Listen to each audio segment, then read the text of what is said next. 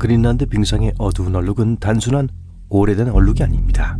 매년 여름 일반적으로 밝은 흰색인 얼음이 특정 지역에서 어두운 회색으로 변해요. 일부 연구에서 이 이상한 변화가 빨강, 초록, 갈색의 해조류의 기이한 출현과 관련이 있다는 사실이 밝혀지기 전까지 이 암흑지대는 오랫동안 큰 미스터리로 남아 있었습니다. 가장 무서운 부분은 이 조류가 계속 자라면서 암흑지대가 점점 더 어두워지고 무서운 미생물이 나타나기 시작할 수 있다는 거예요. 이제 전 세계가 우려해야 합니다. 그린란드 빙상은 섬의 약 80%를 덮고 있는 거대한 얼음 담요와도 같습니다. 두께가 매우 두꺼워 전 세계 담수 얼음의 약 8%를 보유하고 있어요. 1년 내내 빙상은 사람의 손길이 닿지 않는 거대한 하얀 시트가 육지 위에 펼쳐져 있는 것처럼 보입니다. 하지만 여름이 다가오고 기온이 상승하기 시작하면 상황이 바뀌기 시작해요. 얼음이 녹아 해안을 따라 바위가 드러나기 시작합니다.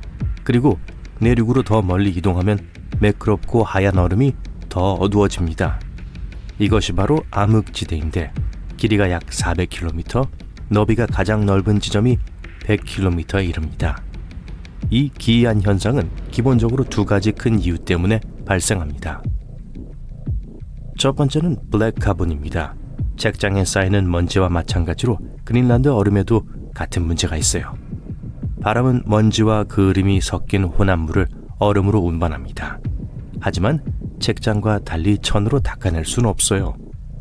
그린란드의 경우 이 더러운 혼합물은 얼음 위에 가라앉아 수천 년 동안 그대로 남아 있습니다. 따라서 암흑지대는 기본적으로 시간이 지남에 따라 쌓인 미세한 먼지층으로 덮여 있습니다.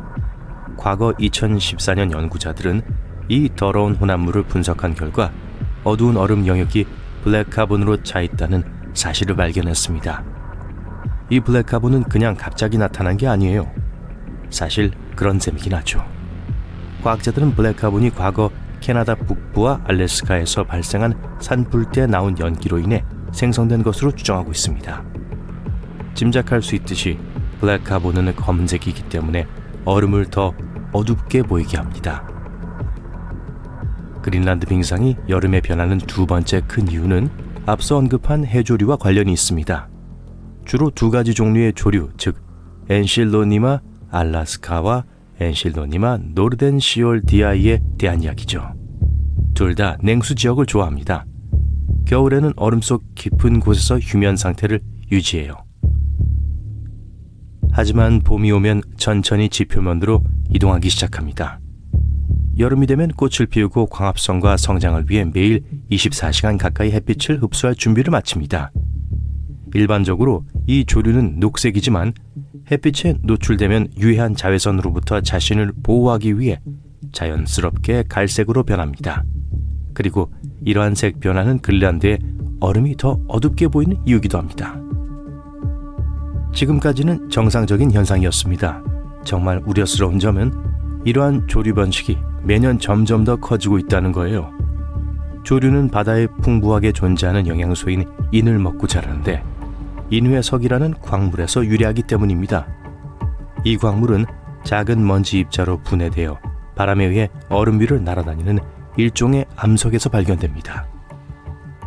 기후가 따뜻해지면 바위가 더 많이 건조해지고 강한 바람이 더 많은 먼지를 운반하죠. 먼지가 많으면 인이 많아져 조류가 더 많이 자라게 돼요. 보이시죠? 이렇게 순환되고 있고 매년 계속 악화되고 있습니다. 이를 연구하는 것은 암흑지대가 계속 커지는 이유를 이해하는 데 매우 중요합니다. 2000년에서 2012년 사이의 그 크기는 12% 증가했습니다. 하지만 왜 우리가 신경을 써야 하는지 궁금할 수도 있어요. 결국 얼음이 어두워지는 것일 뿐이잖아요. 글쎄요, 정확히는 아닙니다. 덥고 화창한 날에 검은색 옷을 입는 것을 참을 수 없다고 생각해 보세요. 검은색 옷은 열을 흡수해 더위를 더 느끼게 하죠. 어두운 표면이 햇빛을 더 많이 흡수하기 때문입니다. 얼음도 마찬가지예요. 먼지 블랙카본, 조류 번식이 그린란드 빙상 알베도 변동성의 약 70%를 차지합니다. 알베도는 표면의 반사율을 나타내는 멋진 단어예요. 하얗고 반짝이는 표면과 어둡고 거친 표면 두 개가 있다고 가정하면 흰색 표면은 빛과 열을 많이 반사해서 알베도가 높습니다. 반면에 어두운 표면은 빛과 열을 더 많이 흡수하므로 알베도가 낮아요. 여름철에는 그린란드 빙상의 알베도가 감소합니다. 이는 얼음이 더 많은 햇빛을 흡수한다는 것을 의미하며 얼음이 더 많은 햇빛을 흡수하면 녹는 속도가 빨라집니다. 따라서 암흑지대에서 일어나는 일을 이해하는 것은 그린란드 빙상이 얼마나 빨리 녹고 있는지 그리고 그것이 전 세계에 어떤 영향을 미칠 수 있는지 예측하는 데 도움이 됩니다. 그린란드의 빙상은 세계에서 두 번째로 큰 규모로 미시시피강 동쪽의 미국 전체 면적과 맞먹는 면적을 차지하고 있습니다. 그리고 그 거대한 얼음덩어리의 평균 두께는 2.3km에 달합니다. 안타깝게도 얼음 손실이 급증하고 있어요. 1990년대의 그린란드는 매년 약 250억 톤의 얼음을 잃고 있습니다. 지금은 연간 약 2,340억 톤이 손실되고 있어요. 매년 거의 10배에 달하는 얼음이 녹아 없어지는 거예요. 나사에 따르면 그린란드의 빙상이 모두 녹으면 전 세계 해수면이 약 7.4m 상승할 것이라고 합니다. 이는 전 세계 해안 국가와 도시에 재앙이 될 수 있어요. 네덜란드는 물에 잠기고 바하마는 거의 완전히 사라질 수 있으며 필리핀의 많은 섬이 사라질 위험에 처할 수 있습니다. 이 모든 것이 먼 현실처럼 보일 수 있고 대부분의 과학자들은 빙상이 완전히 녹는데 수백 년 또는 수천 년이 걸릴 것이라고 생각하는 것이 사실입니다. 하지만 그린란드에 항상 이렇게 두꺼운 얼음층이 있었던 것은 아니라는 사실을 아는 것이 중요합니다. 최근 연구원들은 그린란드 중심부에서 채취한 3.2km 깊이의 얼음 코어 바닥의 퇴적물을 면밀히 조사했습니다. 연구진은 이 토양에서 버드나무, 곤충의 일부, 곰팡이, 심지어 양귀비 씨앗의 흔적까지 발견했어요. 따라서 이 화석들은 약 40만 년 전인 최근 지질학적 과거에 그린란드의 빙상이 녹아내렸다는 최초의 직접적인 증거입니다. 당시 그린란드는 곤충과 식물이 서식하는 녹색 툰드라 지형이었어요. 이 발견은 빙상이 이전에 붕괴되었고 과학자들이 원래 생각했던 것보다 더 취약할 수 있다는 것을 보여주기 때문에 흥미롭기도 하고 무섭기도 합니다. 또 다른 우려도 있습니다. 최근 그린란드 빙상의 여러 지점에서 녹은 물을 채취한 연구에 따르면 물 샘플에 수백, 수천 개의 미생물이 가득 차 있는 것으로 나타났어요. 문제는 이러한 미생물이 향후 바다로 방출될 수 있다는 점입니다. 그리고 일부 연구에 따르면 빙하가 녹은 물이 많이 흐르는 지역 근처는 바이러스가 동물에서 사람으로 옮겨지는 등 새로운 숙주로 이동할 위험이 더 높다고 하네요. 전문가들은 빙하에서 종말 바이러스가 발생할 가능성은 매우 낮다고 생각하지만 그렇다고 해서 전혀 없는 것은 아닙니다. 사실 빙하 표면에 서식하는 수천 종의 미생물에 대해 잘 알지 못하는 데다 이러한 유기체가 얼마나 위험한지 완전히 이해할 수 있는 데이터도 충분하지 않습니다. 이 모든 것이 우려스럽게 들릴 수 있지만 아직 당황할 필요는 없어요. 그린란드 빙상을 어둡게 만드는 원인에 대해 아직 이해하지 못한 것이 많기 때문입니다. 먼지, 조류, 블랙카본의 상대적인 양에 대한 더 자세한 측정이 필요하고 잠재적으로 위험한 미생물이 우리 삶에 어떤 영향을 미칠 수 있는지에 대한 더 나은 이해가 필요합니다. 더 많이 할수록 앞으로 일어날 일과 이에 대비할 수 있는 방법을 더 잘 예측할 수 있어요. 2022년 1월 14일 알래스카 앵커리지의 주민들은 연달아 큰 소리를 들었습니다. 약 30분 동안 멈추지 않았어요. 나중에 알게 된 사실이지만 그 소리의 진원지는 9,656km 떨어진 남태평양의 통가 군도였습니다. 수중 화산인 훈가 통가가 갑자기 깊은 잠에서 깨어난 거예요. 7년 동안 활동하지 않다가 2021년 12월 말에 마지막으로 분화했습니다. 훈가 통가 화산은 화산에서 69km 떨어진 수도 통가에서 볼 수 있는 성층권까지 거대한 화산재 기둥을 보냈습니다. 그 다음 날에는 11km 높이까지 증기와 가스를 방출했어요. 또한 화산 옆에 쌓인 화산재를 내뿜어 화산이 서 있던 섬의 크기가 커지기도 했어요. 그런 다음 다시 잠잠해졌고 관계자들은 휴면 상태라고 발표하기도 했어요. 하지만 불과 몇 주 후 섬은 엄청난 힘으로 다시 깨어났습니다. 화산재 구름을 대기권 19km까지 날려보냈어요. 일부 지역에서는 태양이 가려지고 하늘에서 비가 내렸습니다. 화산 폭발로 인한 음파는 지구를 여러 번 돌았습니다. 피지 사람들은 천둥을 연상시키는 소리를 들었어요. 일부 붐은 캐나다에까지 도달했어요. 충격파는 일본과 유타주에서 4번, 매사추세츠주에서 최소 2번, 지구를 한 바퀴 돌았습니다. 화산 폭발로 인해 수만 번의 번개가 번쩍였어요. 또한 수백 킬로미터 높이의 초대형 쓰나미가 발생했습니다. 이로 인해 수중 케이블과 같은 인프라와 건물이 손상됐어요.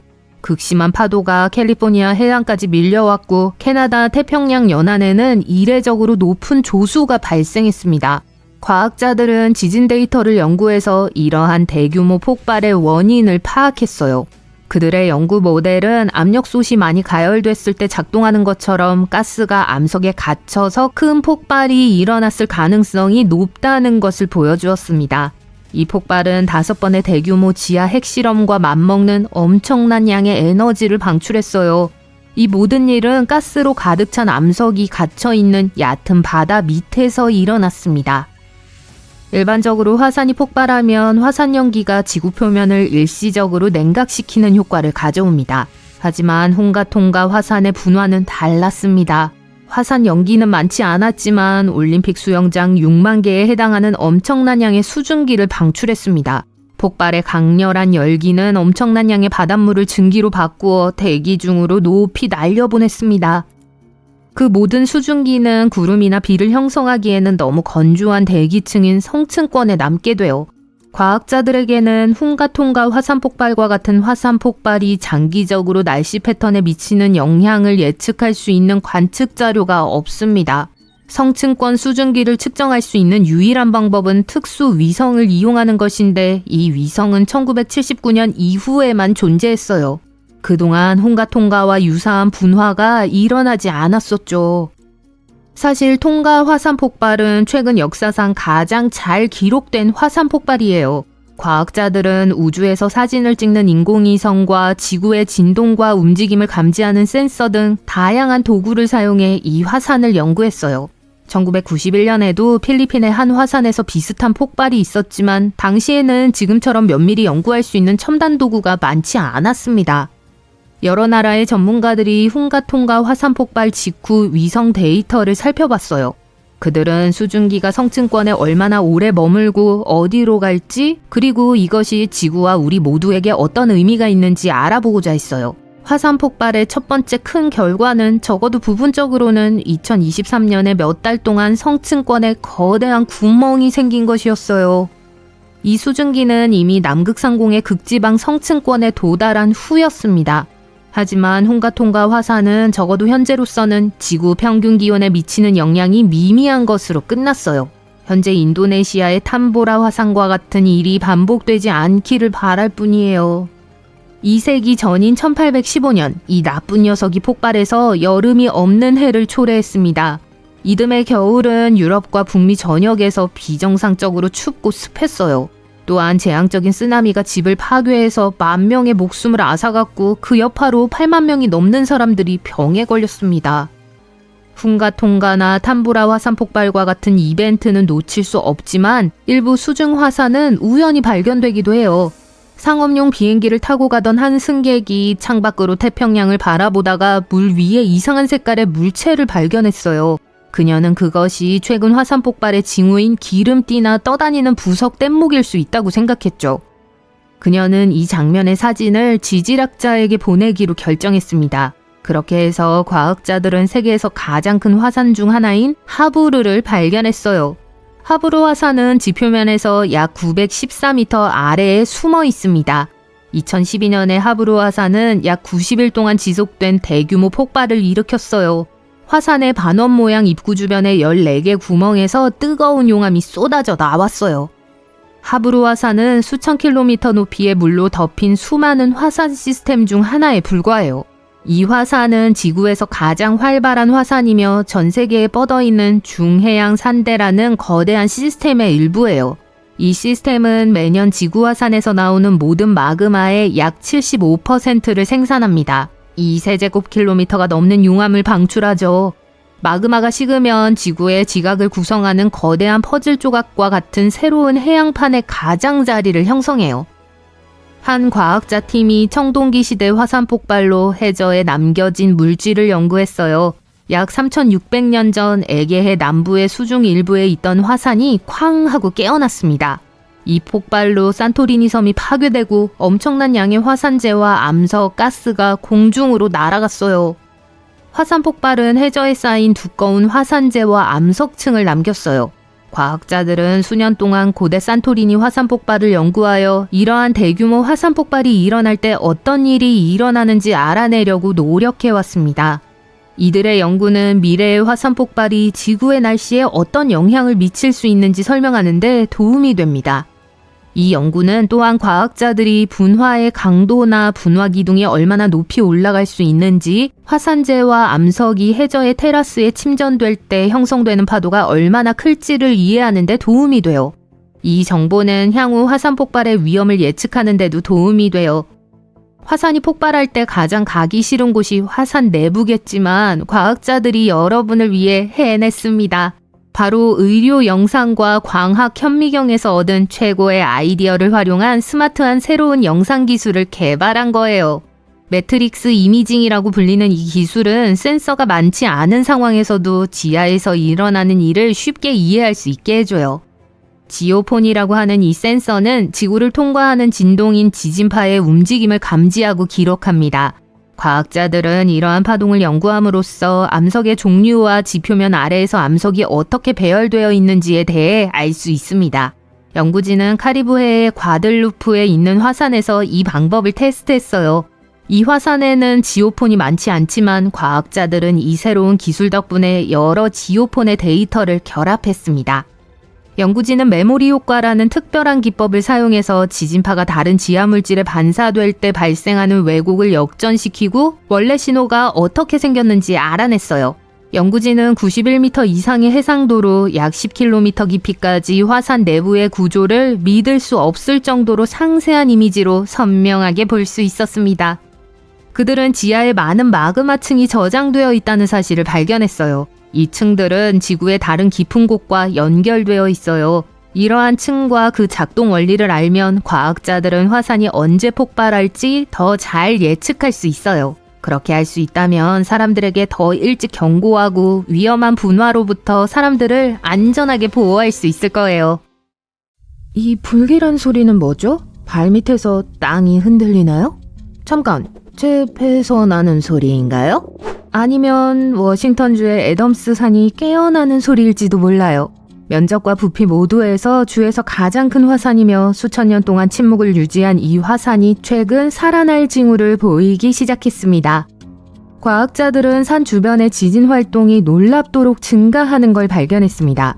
마지막 분화는 3800년에서 7600년 전에 일어났는데 당시 인류는 아직 석기 시대였기 때문에 이 갑작스러운 수단은 과학자들의 호기심을 불러일으켰죠.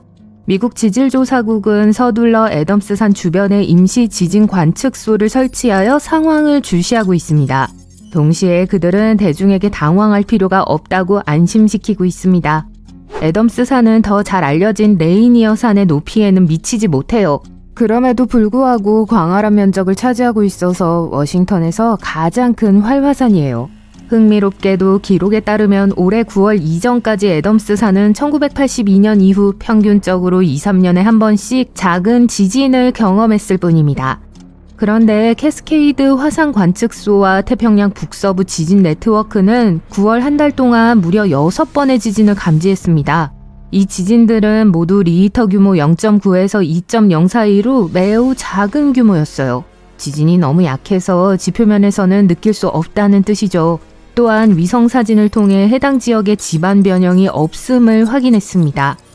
현재 미국 지질조사국은 애덤스 산의 경보 수준을 녹색, 보통으로 유지하고 있으므로 땅이 갈라져 마을과 도시를 삼킬까봐 걱정할 필요는 없어요.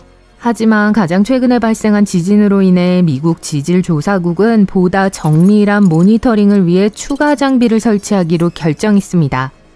이러한 광범위한 네트워크는 과학자들이 아주 작은 지진도 감지할 수 있도록 도와주어 애덤스산 아래에서 무슨 일이 일어나고 있는지 이해하는 데 도움이 될 거예요. 이 추가 장비는 최근의 활동이 향후 폭발의 신호인지 아니면 단순한 이상 징후인지도 밝혀낼 수 있어요. 만약 애덤스산이 결국 분화한다면 세인트 헬렌스 산처럼 폭발적인 분화보다는 느리게 움직이는 용암 흐름을 만들어낼 가능성이 높습니다. 과거의 분출도 용암이 화산에서 불과 몇 킬로미터 흐른 것뿐이었거든요. 따라서 걱정할 필요는 없습니다. 훨씬 더 위험한 것은 화산이 분출할 때 화산재, 암석, 녹은 얼음이 섞여 발생하는 진흙 흐름인 라하르입니다. 라하르는 화산이 폭발하지 않은 상태에서도 애덤스산 근처에서 발생해요. 화산 정상에서 열수작용으로 약해진 암석이 갑자기 느슨해지면서 빠르게 움직이는 파괴적인 이류를 만들었습니다. 바로 이런 이유로 지질조사국은 애덤스산을 위험도가 높은 화산으로 분류합니다. 자주 분화하지는 않지만 여전히 인근 마을에 심각한 위험을 초래하고 있어요. 주의 깊게 살펴봐야 할 또 다른 화산은 아이슬란드의 카틀라입니다. 이 화산은 아이슬란드에서 가장 강력하고 위험한 화산 중 하나예요. 한 세기 전인 1918년에 마지막으로 분화한 화산입니다. 하지만 다시 폭발한다면 아이슬란드의 또 다른 화산 에이야 펴들라이 웨퀴들보다 10배 더 강력할 수 있습니다. 이 화산은 2010년에 폭발하여 유럽 전역의 항공여행을 완전히 중단시켰죠. 카틀라 화산이 분화하면 다량의 이산화황이 방출되어 대기 중에 황산염 에어로졸을 형성할 수 있어요. 이러한 에어로졸은 햇빛을 반사하여 일시적인 지구 냉각을 일으킬 수도 있어요. 이러한 현상은 과거에 치명적인 화산 폭발이 일어났을 때 종종 뒤따랐습니다. 아이슬란드에서 화산 폭발은 흔하지만 카틀라의 화산재 구름은 그 다른 화산보다 더 높이 하늘로 날아가 유럽 전역을 덮을 가능성이 높습니다. 이는 항공편 운항을 중단시키고 경제에 부정적인 영향을 미칠 거예요. 카틀라 화산이 폭발하면 농업, 상수도, 대기질에도 해를 끼칠 수 있어요.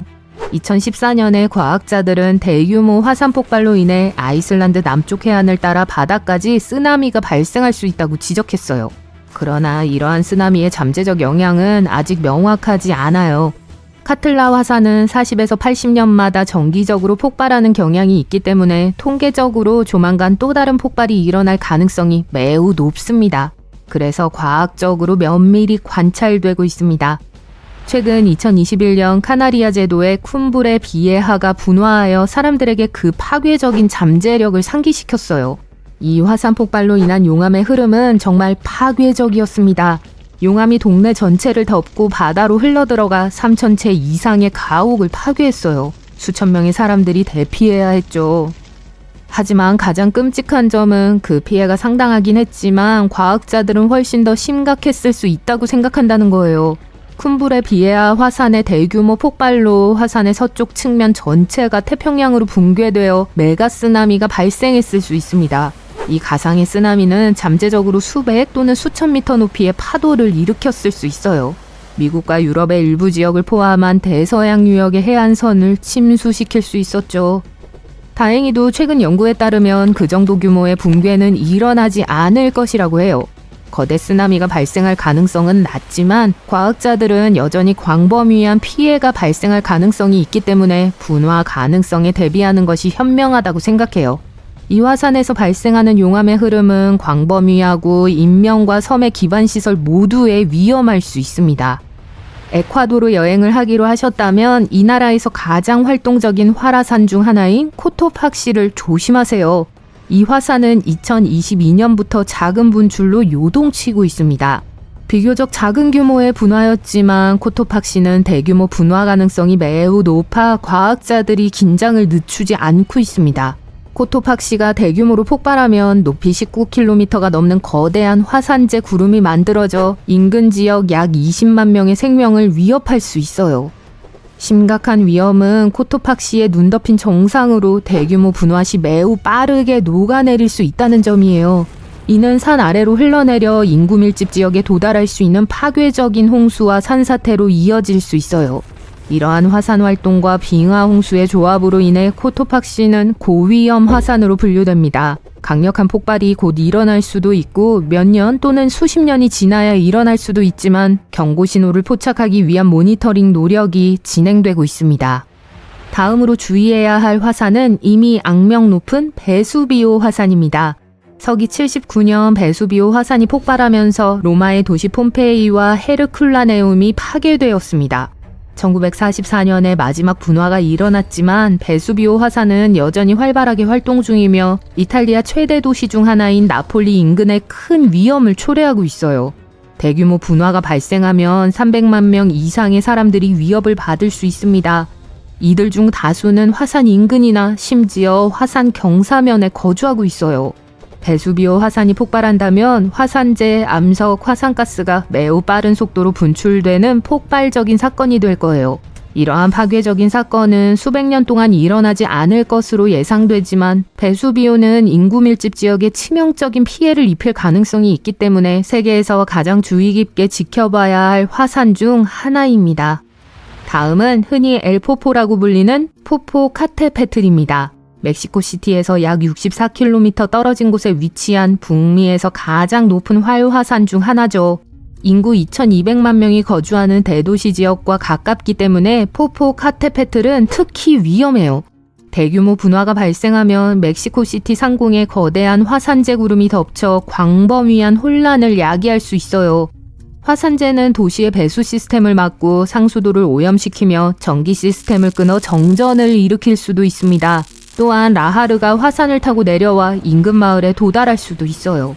포포카테페틀은 2000년대 초반부터 거의 일정한 지진 활동을 보여왔으며 이곳에서는 소규모 분화가 꽤 흔하게 일어납니다. 2024년 초에는 13번의 소규모 분화가 기록되어 인근 마을을 놀라게 했어요. 하지만 화산학자들은 이러한 분화를 포포카테페틀의 정상적인 현상으로 보고 있어요. 매우 위험한 화산에 대해 이야기하면서 옐로스톤 국립공원을 빼놓을 수 없죠. 이곳에는 세계에서 가장 큰 초화산 중 하나가 있어요. 마지막 대규모 분화는 약 64만 년 전에 일어났습니다. 하지만 오늘날 이 괴물이 폭발한다면 그 영향은 지구 전체에 훨씬 더 치명적일 겁니다. 몬태나, 아이다호, 와이오밍 등 옐로스톤에 가장 가까운 주들이 가장 큰 영향을 받을 거고 재앙적인 화쇄류가 발생할 가능성이 높습니다. 용암, 화산재, 가스의 위험한 혼합물로 이루어진 이 흐름은 경로에 있는 모든 것을 없애버릴 수 있어요. 또한 일부 지역은 1m가 넘는 화산재에 덮일 수 있어요. 옐로스톤 화산이 폭발하면 엄청난 양의 화산재와 가스가 성층권으로 방출되어 햇빛을 차단하고 몇 년 동안 지구 기온을 떨어뜨릴 수 있습니다. 이로 인해 농업이 중단되고 교통 시스템이 붕괴되며 대규모 식량 부족 사태가 발생할 수 있어요. 옐로스톤이 분화할 시기가 왔다는 속설이 널리 퍼져 있지만 지질학자들은 이는 사실이 아니라고 분명히 밝힙니다. 화산은 정확한 시간표를 따르지 않으며 옐로스톤의 활동은 분화가 임박했음을 의미하지 않아요. 반가운 소식이네요. 렌이라는 이름의 이 세련된 최신 잠수함은 남극의 심해를 탐험하기 위해 파견되었습니다. 하지만 무언가를 발견하자 신비롭게 사라졌는데요. 무슨 일이 있었던 걸까요? 과학자들이 지구에서 가장 멀고 신비로운 곳 중 하나인 서남극의 도슨 빙붕을 탐험하고 싶었던 것이 그 시작이었어요. 침묵의 거인인 이 빙붕은 폭이 48.3km로 뉴욕시 길이와 맞먹는 길이에 달합니다.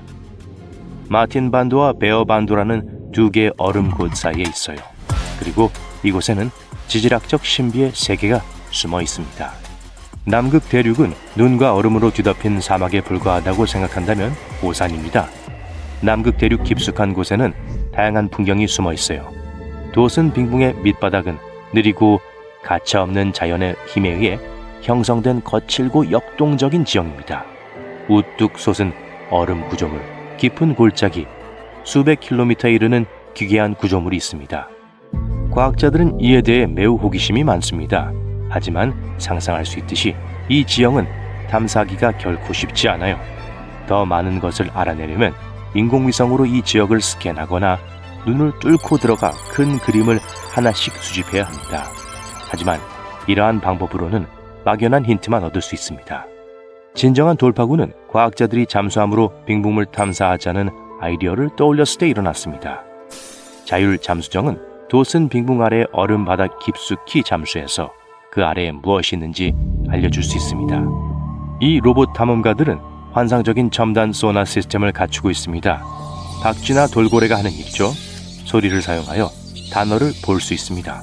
기본적으로 수중에서 음파를 내보내고 그 음파가 위에 빙봉이나 아래의 해저와 같은 물체에 부딪히면 다시 시스템으로 되돌아오는 방식입니다.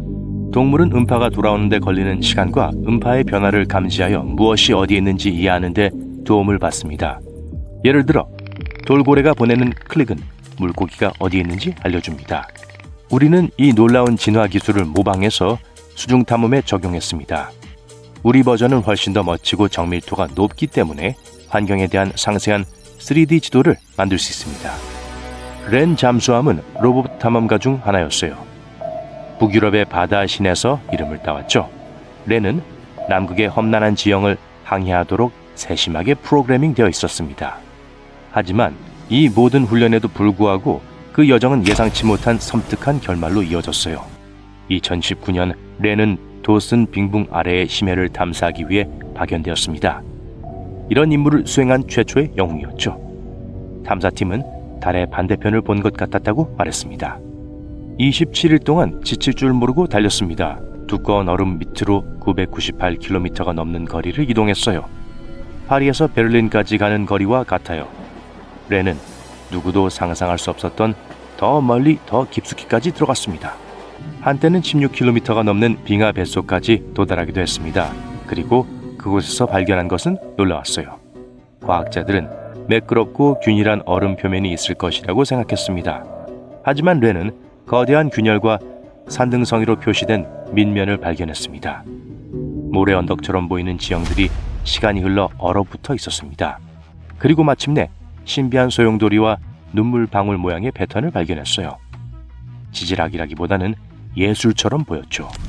이것은 실제로 빙봉과 그 주변의 바다에 대한 이야기를 들려줍니다. 따뜻한 물이 얼음 밑으로 스며들어 아래에서 얼음을 녹입니다. 때로는 얼음을 매끄럽게 만들기도 해요. 하지만 때로는 패턴이나 그림처럼 보이는 기묘하고 고르지 않은 모양을 만들어내기도 합니다.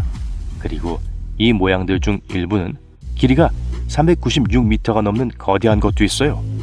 축구장 3.5개를 합친 길이죠. 소용돌이 치는 낙서처럼 보이는 이유는 지구가 좌전하기 때문입니다. 지구가 회전하면 물이 특별한 방식으로 회전해서 모양이 구부러지고 나선이 그려집니다. 이를 코리올리 효과라고 합니다. 회전 목마를 타고 공과 같은 물건을 던지려고 하면 직선이 아닌 곡선으로 굴러간다고 상상해 보세요. 지구의 물도 마찬가지입니다. 나중에 과학자들은 다른 남극 빙봉에서도 비슷한 패턴을 발견했지만 도슨의 빙봉만큼 장대하지는 않았습니다. 하지만 렌은 끔찍한 사실도 발견했습니다. 이 따뜻한 바닷물은 훌륭한 예술품일 뿐만 아니라 엄청난 위험 요소이기도 하다는 사실이 밝혀진 거예요. 도슨 빙봉은 단순히 바다 위에 고요히 떠 있는 것이 아닙니다. 매우 섬세한 시스템의 일부이고 서남극의 거대한 빙하를 막는 보호 장벽 역할을 합니다. 빙봉은 바다 위에 떠 있지만 여전히 육지와 연결되어 있습니다. 따뜻한 물이 그 아래로 스며들고 얼음이 녹으면 도슨 빙봉은 더 이상 육지를 단단히 붙잡을 수 없게 돼요. 보호 장벽이 약해지기 시작하면 그 뒤에 있는 빙하가 바다로 더 빨리 이동하게 됩니다. 빙하가 바다로 흘러 들어가면 더 많은 물이 유입되어 해수면이 상승하고 결국 해안선이 바뀔 수 있습니다. 렌은 강력한 수중 해류로 인해 얼음이 놀라운 속도로 녹고 있는 거대한 구멍을 우연히 발견했습니다. 마치 빙하 위에서 똑딱거리는 시계를 본 것 같았죠. 위험은 높았지만 다행히 잠수함은 준비되어 있었습니다. 이번에는 잠수함이 돌아올 수 있었습니다. 그 후 5년 동안 더 활동하며 과학자들에게 유용한 데이터를 제공했습니다.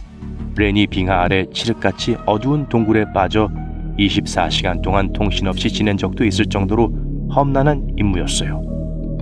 하지만 모든 봉우리와 계곡을 매핑했습니다. 40번이 넘는 얼음 속 임무를 수행하며 경험을 쌓았어요. 그리고 2024년 초 렌은 트와이트 빙하로 임무를 수행하러 떠났습니다. 처음부터 대담한 미션이었죠.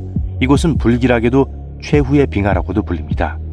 서서히 녹아내리는 빙하가 붕괴되면 전 세계 해수면이 상승해서 곳곳에 재앙을 일으킬 가능성이 있기 때문이에요.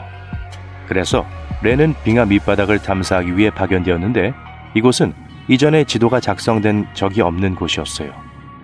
이 탐사는 빙하의 비밀을 밝히고 빙하가 얼마나 빨리 녹고 있는지, 왜 녹는지 연구하기 위해서였습니다. 이번이 렌의 두 번째 탐험이었어요. 이전 방문에서는 빙하 밑바닥을 매핑한 최초의 잠수함이 되었습니다. 렌은 198m에서 504m까지 깊이를 탐사했어요. 이를 통해 둠스데이 빙하가 따뜻한 해류로 인해 서서히 녹아내리는 과정에 대한 많은 데이터를 수집했습니다. 하지만 이 얼음 깊은 곳으로 모험을 떠나는 동안 뭔가 잘못되었습니다. 갑자기 렌이 사라진 거예요. 아무 경고도 흔적도 없어요. 중요한 데이터를 전송하던 순간 심연 속으로 사라진 겁니다. 조난 신호도 마지막 전송도 없었고 원래 위치로 돌아오지도 않았습니다. 사람들은 광범위한 수색을 보냈습니다. 헬리콥터가 머리 위를 날아다니고 드론이 얼어붙은 하늘을 윙윙거렸습니다. 하지만 빙하의 소나기에서 잠수정의 흔적은 보이지 않았습니다. 잠시 후 렌의 배터리가 방전될 것이 분명했어요. 이 시점에서 457m의 얼음 아래 심연에 삼켜진 것이 분명했습니다. 이는 과학팀에게 매우 슬픈 손실이었습니다. 예테보리 대학의 과학자들은 이제 렌을 대신하여 2H의 지휘 아래 중요한 연구를 계속할 새로운 인물을 찾고 있습니다. 오늘날까지도 과학자들은 무슨 일이 일어났는지 전혀 알지 못합니다. 어떤 사람들은 얼음에 갇혔을 것이라고 말하기도 하고 어떤 사람들은 보이지 않는 해류에 의해 떠내려갔다고 생각하기도 합니다. 또한 예상치 못한 물체와 충돌했을 수도 있습니다. 진실이 무엇이든 렌의 실종으로 과학자들은 당황했고 빙붕은 좀 더 오랫동안 그 비밀을 간직할 것으로 보입니다. 그래도 렌의 여정을 통해 우리는 보물 같은 지식을 얻었어요. 과학자들은 남극을 계속 탐험하며 눈 속에 숨어있는 역사를 찾고 있습니다. 예를 들어 약 9천만 년 전 남극 근처에서 무성한 온대우림이 번성했다는 사실을 발견했습니다. 그들은 상상했던 것보다 훨씬 더 따뜻했던 고대의 세계를 발견했습니다. 남극의 깊은 곳에서 그들은 토양에 보존된 화석화된 뿌리, 꽃가루, 호자를 발굴했습니다. 이 모든 것은 수개월 동안의 극지방의 어둠 속에서도 번성했던 열대우림이 있었다는 것을 보여줍니다. 이러한 모든 발견은 과거와 미래의 지구 기후에 대한 우리의 이해를 변화시키죠. 이 돌덩어리를 보세요. 언뜻 보기에는 해변을 걷다 보면 흔히 볼 수 있는 평범하고 지루한 돌처럼 보여요. 색깔도 눈에 띄지 않고 무게도 2kg 정도로 꽤 평범하고요. 하지만 이 바위가 화성에서 태어나 지구까지 이동한 후 남극 대륙에 도착했다는 사실을 알게 되면 모든 것이 달라집니다. 아, 이제 이야기가 훨씬 더 흥미롭게 들리죠? 자세한 내용을 알아볼게요. 덴버 남극 프로그램의 남극 운석 탐사 프로젝트인 안스맵 프로젝트에 참여한 로베르타 스코어 연구원은 1984년 이 운석을 발견했습니다. 이 우주 여행자의 이름을 해독하고 싶으시다면 제가 도와드릴 수 있어요. 과학자가 이 운석을 발견한 남극의 앨런 힐스에서 따온 이름이라 ALH입니다. 그리고 발견 연도와 샘플 번호가 있어요. 로베르타가 돌을 집어들고 우후 화성 덩어리를 들고 있네 라고 외쳤다고 생각하신다면 착각이에요. 여러분께 실망을 드려야 할 것 같아요. 처음에는 이 운석이 어디서 왔는지 불분명했습니다. 그리고 연구원들을 더욱 혼란스럽게 한 건 이 운석이 지구에서 발견된 다른 운석 그룹과 매우 달랐다는 점이에요. 그렇다면 화성에서 온 방문자라는 사실을 어떻게 알아냈을까요? 바로 화성의 대기를 구성하는 것과 유사한 가스의 흔적 덕분이에요. 1976년 현장에서 필요한 분석을 수행한 용감한 바이킹 착륙선 덕분에 우리는 그 성분에 대해 알게 되었습니다. 다시 암석 발견 이야기로 돌아와서 이 암석은 매우 특별합니다. 아주 먼 곳에서 도착했기 때문만은 아니에요. 지구에서 발견된 수천 개의 운석 중 화성에서 온 운석은 약 100개에 불과해요. 하지만 이번에 발견된 운석은 이들과는 다른 별개의 운석군으로 보여요. 그럼 이제 과거로 돌아가 이 우주 여행자의 인생 이야기를 따라가 봅시다. 이 암석은 약 40억 년 전에 고향인 붉은 행성에서 형성되었을 가능성이 높아요. 다른 날들과 크게 다르지 않았던 어느 날은 이 평화로운 바위의 삶을 바꾸는 계기가 되었습니다. 운석 충돌로 우주로 날아가 작은 소행성으로서의 여정을 시작했습니다. 그 당시에는 지구에서 발견되었을 때보다 훨씬 더 컸어요. 어느 순간 ALH는 지구에 가까워졌고 누가 알겠어요. 아마도 탐사를 하기로 결정했겠죠. 그렇게 13,000년 전 지구와 충돌하여 우주여행을 끝냈습니다. 현재 이 화성 조각은 우리가 가진 가장 오래된 조각이에요. 하지만 처음에는 그다지 인기가 없었어요. 1996년 획기적인 발견이 이루어진 후에야 훨씬 더 유명해졌습니다. 일부 나사 연구원들은 이 파편이 매우 오래된 것이 분명하다는 사실에 의문을 품기 시작했죠. 그렇다면 ALH가 화성에서 형성될 당시 화성에 번성했을 수 있는 생명체의 흔적을 기록할 수 있었을까요? 그리고 이 과학자들의 예상이 맞았습니다. 연구진은 매우 미세한 자철광 입자의 흔적을 발견했습니다. 이 입자들은 구조와 화학 성분이 지구에 존재하는 입자와 완전히 유사했어요. 이를 자성화석이라고 하며 자성 박테리아가 이를 생성해요. 따라서 한때 화성에도 이러한 형태의 생명체가 있었다는 걸 의미할 수 있어요. 2020년 4월 일본 우주항공연구개발기구의 과학자들은 운석에서 화성기원의 유기물질이 포함된 질소를 검출하는 또 다른 발견을 해냈습니다. 운석을 더 조사하면 어떤 놀라운 비밀이 새롭게 밝혀질지 누가 알겠어요. 하지만 현재로서는 남극으로 가서 더 많은 운석을 찾아보는 것밖에 할 수 있는 일이 없습니다. 남극은 운석 사냥을 하기에 정말 좋은 곳이에요. 놀랍게도 남극 대륙에서는 약 5만 개의 운석이 발견되었으며 수십만 개의 운석이 여전히 발견되기를 기다리고 있습니다. 이러한 우주 암석은 각각 태양계의 진화에 대한 이야기를 들려줄 수 있어요. 예를 들어 얼음으로 덮인 황량한 대륙에서 발견된 최초의 달 암석은 소행성보다 큰 우주 물체 덩어리도 지구에 떨어질 수 있다는 걸 증명했습니다. 영감을 받아 남극까지 운석 사냥을 하러 가기로 결심했다고 가정해볼게요. 그렇다면 심각한 도전에 대비하셔야 해요. 우주 운석은 잠재적인 풍부함에도 불구하고 생각만큼 찾기가 쉽지 않습니다. 외딴 지역을 방문해야 하고 운석을 발견할 수 있다는 보장도 아직 없어요. 운석이 시야에서 사라지고 있다는 사실도 큰 문제입니다. 현재 과학자들은 매년 남극에서 약 1,000개의 운석을 발견합니다. 하지만 새로운 연구에 따르면 매년 약 5,000개 이상의 운석이 보이지 않는 곳에 숨는다고 하는데요. 그 원인은 온난화입니다. 걱정스러운 과학자들은 운석이 어디에 떨어질지 파악하는 데 도움이 될 수 있는 모델을 만들었습니다. 이 모델은 적설량, 지표면 온도, 얼음이 흐르는 속도, 지형의 경사도까지 고려한 상당히 복잡한 모델이었어요. 그 후 연구진은 다양한 온난화 시나리오에서 시뮬레이션을 실행했습니다. 그 결과 기온이 상승함에 따라 운석이 실제로 보이지 않게 가라앉는다는 사실이 밝혀졌습니다. 연구원들이 화가 났다고 말하는 건 당연한 일이에요. 기후변화가 그들의 연구에 그렇게 큰 영향을 미칠 것이라고는 예상하지 못했기 때문이죠. 그 지역이 영하권에 머물러 있음에도 불구하고 사람들은 여전히 태양계의 중요한 아카이브를 망가뜨릴 수 있습니다. 다시 운석 사냥으로 돌아가 볼게요. 운석을 발견할 확률을 높이려면 일반적으로 낮은 지대로 흘러가는 얼음이 강제로 위로 이동하는 산기슭이나 노두로 이동하세요. 이런 곳에서는 강한 바람이 눈을 쓸어내려 밝고 선명한 푸른 얼음이 드러나기 때문에 윈드브레이커를 꼭 챙기셔야 해요. 이 오래된 얼음은 녹는 대신 수증기로 바로 변할 수 있습니다. 그리고 이 현상은 숨어있던 운석을 드러내는 데 도움이 되죠. 하지만 서둘러야 합니다. 지표면의 운석은 빠르게 사라집니다. 기온이 영하로 내려가도 바위는 태양열을 일부 흡수해서 얼음을 녹일 수 있어요.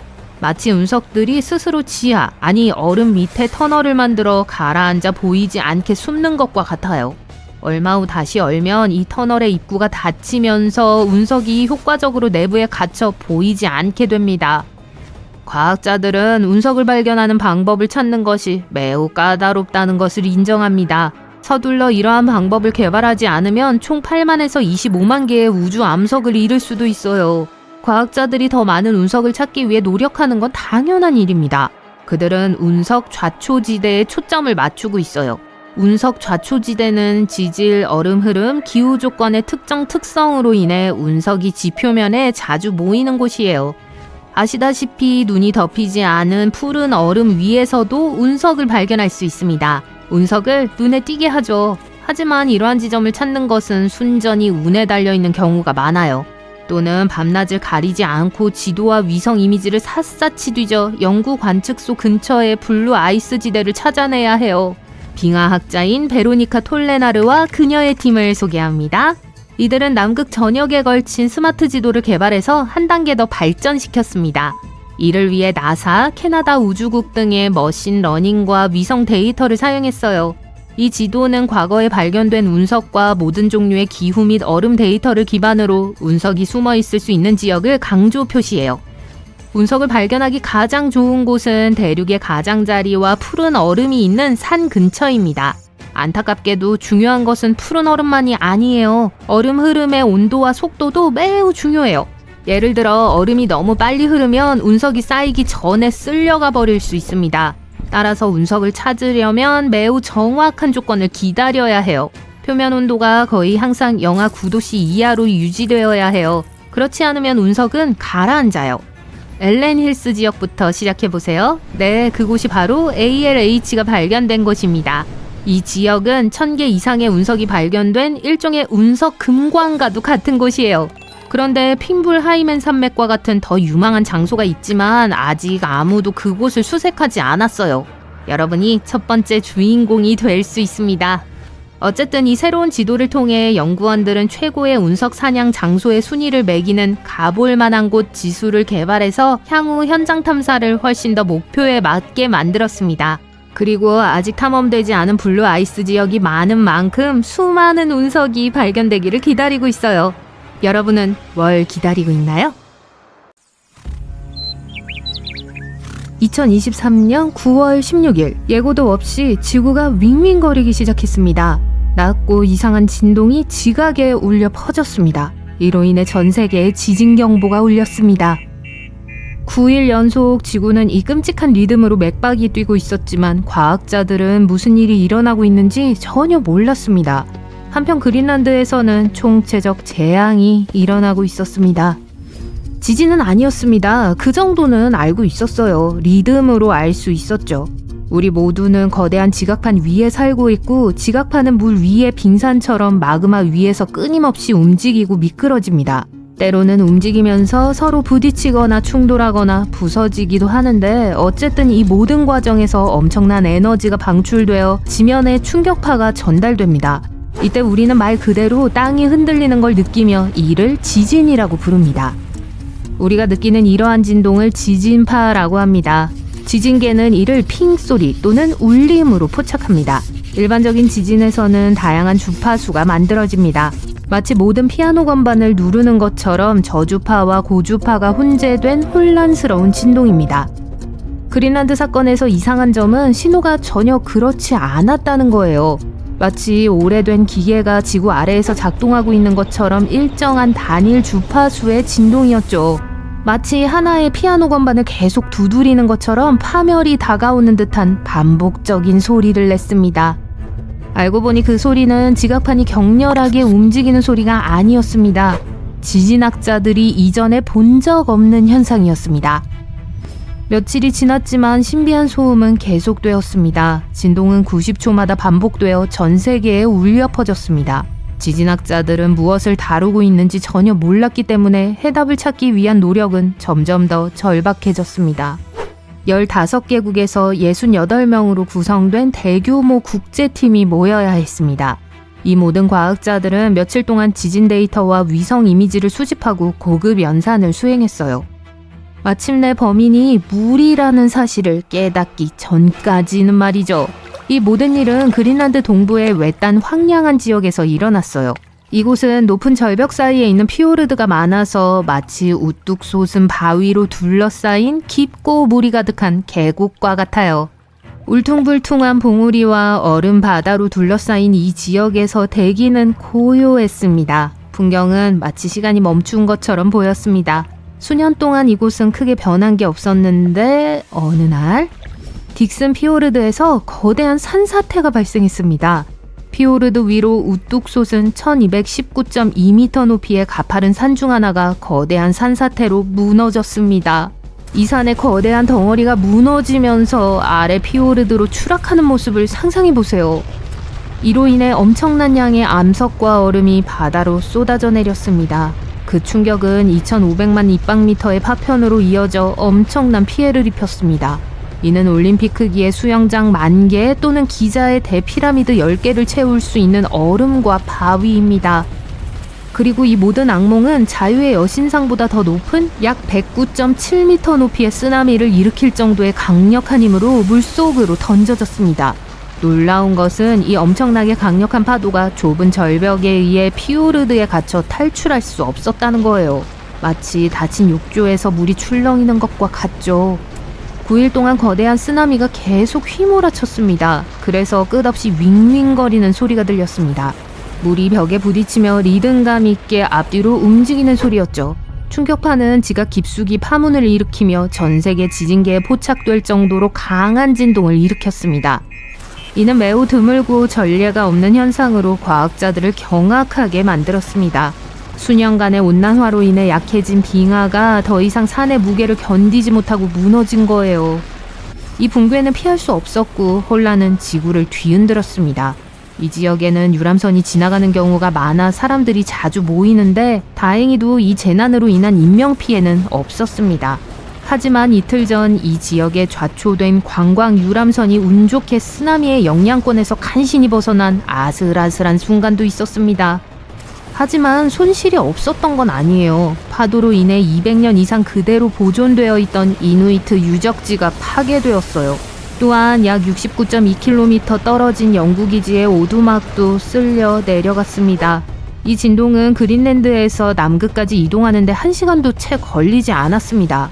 이와 같은 사건이 얼마나 위험한지 알 수 있죠. 이러한 재앙이 일어나는 곳은 이곳뿐만이 아닙니다. 캘리포니아의 아름다운 지역 렌초 팔로스 베르데스에서는 지반이 너무 빨리 움직여 집들이 파괴되고 있습니다.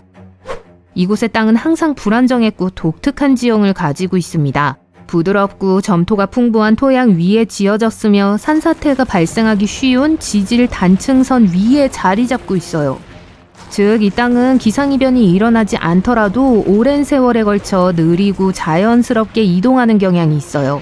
수십 년 동안 이런 현상이 지속되어 왔지만 보통은 1년에 약 0.3m 정도로 느리고 관리하기 쉬운 수준입니다. 어렸을 때 타고 놀던 나무가 어른이 되면서 6m 왼쪽으로 움직였다고 상상해보세요. 수십 년 동안 주민들은 적응해 왔습니다. 조절 가능한 대들보 위에 집을 지었고 덕분에 집과 땅이 함께 움직였죠. 그 전략은 효과적이었어요. 지금까지는요. 최근 커뮤니티의 상황이 훨씬 더 악화되고 있습니다. 이제 땅이 일주일 만에 0.3m씩 움직이고 있습니다. 어릴 적 그 나무가 거의 293m나 움직인 것과 같아요. 지난 2년 동안 폭우가 자주 내렸고 날씨는 점점 더 악화되고 있습니다. 이로 인해 토양의 수분 함량이 증가했습니다. 땅이 더 무거워지고 빠르게 움직이기 쉬워졌습니다. 목가적인 해변 휴양지였던 이곳은 이제 재난지역으로 변했습니다. 벽장, 정원, 도로에 균열이 생기고 날이 갈수록 균열이 커지고 있습니다. 매끈했던 길은 이제 구부러지고 뒤틀리고 도로는 롤러코스터로 변해가고 있습니다. 견고하게 서 있던 집들은 기초부터 허물어지고 있으며 일부는 반으로 갈라지기도 했습니다. 한 집의 현관문은 땅에서 2.4m나 떨어졌어요. 이웃 전체가 혼란에 빠졌습니다. 잠재적인 재난을 예방하기 위해 가스와 전기를 무기한 차단해야 했습니다. 가장 큰 타격을 입은 곳은 해안가에 위치한 포르투갈 밴드 지역으로 주민들은 긴장 속에서 생활하고 있습니다. 이곳은 항상 멋진 바다 전망과 시원한 바닷바람이 있었고 말과 공작새가 여전히 가로수길을 거닐곤 했어요. 하지만 지금은 마치 지진이 발생한 것 같은 상황이 되었어요. 많은 사람들에게 이곳은 천국처럼 느껴집니다. 발 아래 땅이 움직이지 않는다면요. 그래서 주민들은 포기하지 않습니다. 일부 주민은 떠나야 했지만 많은 사람들은 파괴에도 불구하고 이곳에 남아 싸우기로 결심했습니다. 하지만 그들은 여전히 재산을 지키기 위해 수십만 달러를 쏟아 부어야만 합니다. 주민들은 발전기를 설치해 불을 켜고 하수도 시스템과 펌프를 설치해 산사태의 원인이 되는 지하수를 배수하고 있어요. 어떤 사람들은 이 지역이 살아남을 수 있는 유일한 방법은 완전히 전력망에서 벗어나는 것, 즉 에너지 저장을 위한 전력벽을 설치하는 것이라고 말해요. 사람들은 발전기 없이 하수도 시스템을 가동하기 위해 최선을 다하고 있어요. 이 지옥 같은 산사태의 원인이 되는 토양 속 물을 제거할 수 있기를 희망하고 있습니다. 그들은 싸울 의지가 있지만 이 재난에 맞서 싸우기 위해서는 정부의 도움과 지원이 필요합니다. 산사태는 실제로 미국 전역에서 생각보다 훨씬 더 흔하게 발생합니다. 새로운 지도와 데이터는 미국 전역의 수많은 사람들이 위험에 처할 수 있음을 보여줍니다. 과학자들은 카운티별로 산사태가 발생할 수 있는 곳을 보여주는 매우 상세하고 멋진 지도를 최초로 만들었습니다. 이 지도는 수많은 데이터와 100만 건의 이전 산사태 기록을 바탕으로 만들어졌어요. 미국의 거의 44%가 산사태 위험에 노출되어 있으며 특정 지역에서는 엄청난 재앙을 초래할 수 있다고 해요. 다행히도 이제 주민과 엔지니어 모두 이를 염두에 둘 수 있습니다. 하지만 이 모든 것은 우리가 자연재해에 얼마나 취약한지, 그리고 항상 경각심을 가져야 하는지를 보여줍니다. 올해 8월 쿠알라룸푸르에 있었다면 재난 영화에서나 볼 수 있을 것 같은 잠수복 차림으로 아스팔트 속으로 잠수할 준비를 하는 다이버 무리를 보셨을 거예요. 하지만 허구가 아니었어요. 도시 한복판에서 싱크홀에 삼켜진 여성을 구하기 위한 실제 구조 작전이었습니다. 그녀가 길을 걷고 있었는데 발밑에 폭 8m의 구멍이 생겼어요. 이 사고로 쿠알라룸푸르 도시 전체가 충격에 휩싸였습니다. 100명이 넘는 구조팀이 며칠 동안 인도인 관광객의 위치를 찾기 위해 노력했습니다. 하지만 17시간에 걸친 수색 끝에 슬리퍼 한 짝을 발견했을 뿐이었어요. 심지어 시 당국은 스쿠버 장비를 착용하고 하수구를 내려가는 다이버를 고용하기도 했어요. 하지만 그들의 보고는 그리 희망적이지 않았습니다. 하수구는 칠흑같이 어두웠고 강한 물살과 하수의 흐름으로 인해 임무는 계속 좌절될 것이라고 그들은 말했죠. 싱크홀은 자연의 깜짝 함정과도 같습니다. 싱크홀은 주로 물로 인한 지하 침식으로 인해 지반이 약해질 때 발생해요. 흐르는 지하수는 토양 깊숙한 곳에 미네랄을 용해시켜 암석에 틈을 남깁니다. 붕화라고 알려진 이 과정은 토양을 크게 약화시킵니다. 공급과 틈이 충분히 커지면 윗면이 무너지면서 거대한 구멍이 생겨요. 하지만 이런 일은 아무런 경고 없이 발생해요. 쿠알라룸푸르 싱크홀은 최근의 한 예일 뿐이고 마지막 사례도 아닙니다. 며칠 후 같은 동네에 두 번째 구멍이 생겼습니다. 업주들은 영업에 얼마나 끔찍한 일인지 계속 이야기했어요. 쿠알라룸푸르의 이 지역은 평소 관광객들로 붐비던 곳이었지만 재난으로 인해 며칠 동안 관광객들의 발길이 끊겼어요. 싱크홀은 언제 어디서 나타날지 알 수 없어요. 보세요. 올해 초 나폴리에서의 한 장면입니다. 평범한 수요일 아침, 한적한 도로에서 갑자기 싱크홀이 발생해 차량 2대를 삼켜버렸습니다. 차량 중 한 대는 주차되어 있었지만 다른 한 대에는 사람들이 타고 있었죠. 기적처럼 승객들은 가벼운 부상만 입고 가까스로 탈출했지만 이 사건은 도시 전체를 뒤흔들었습니다. 시장은 집안을 불안정하게 만든 것이 열악한 인프라 때문이라며 수년간의 하수도 시스템 방치 탓으로 돌렸습니다.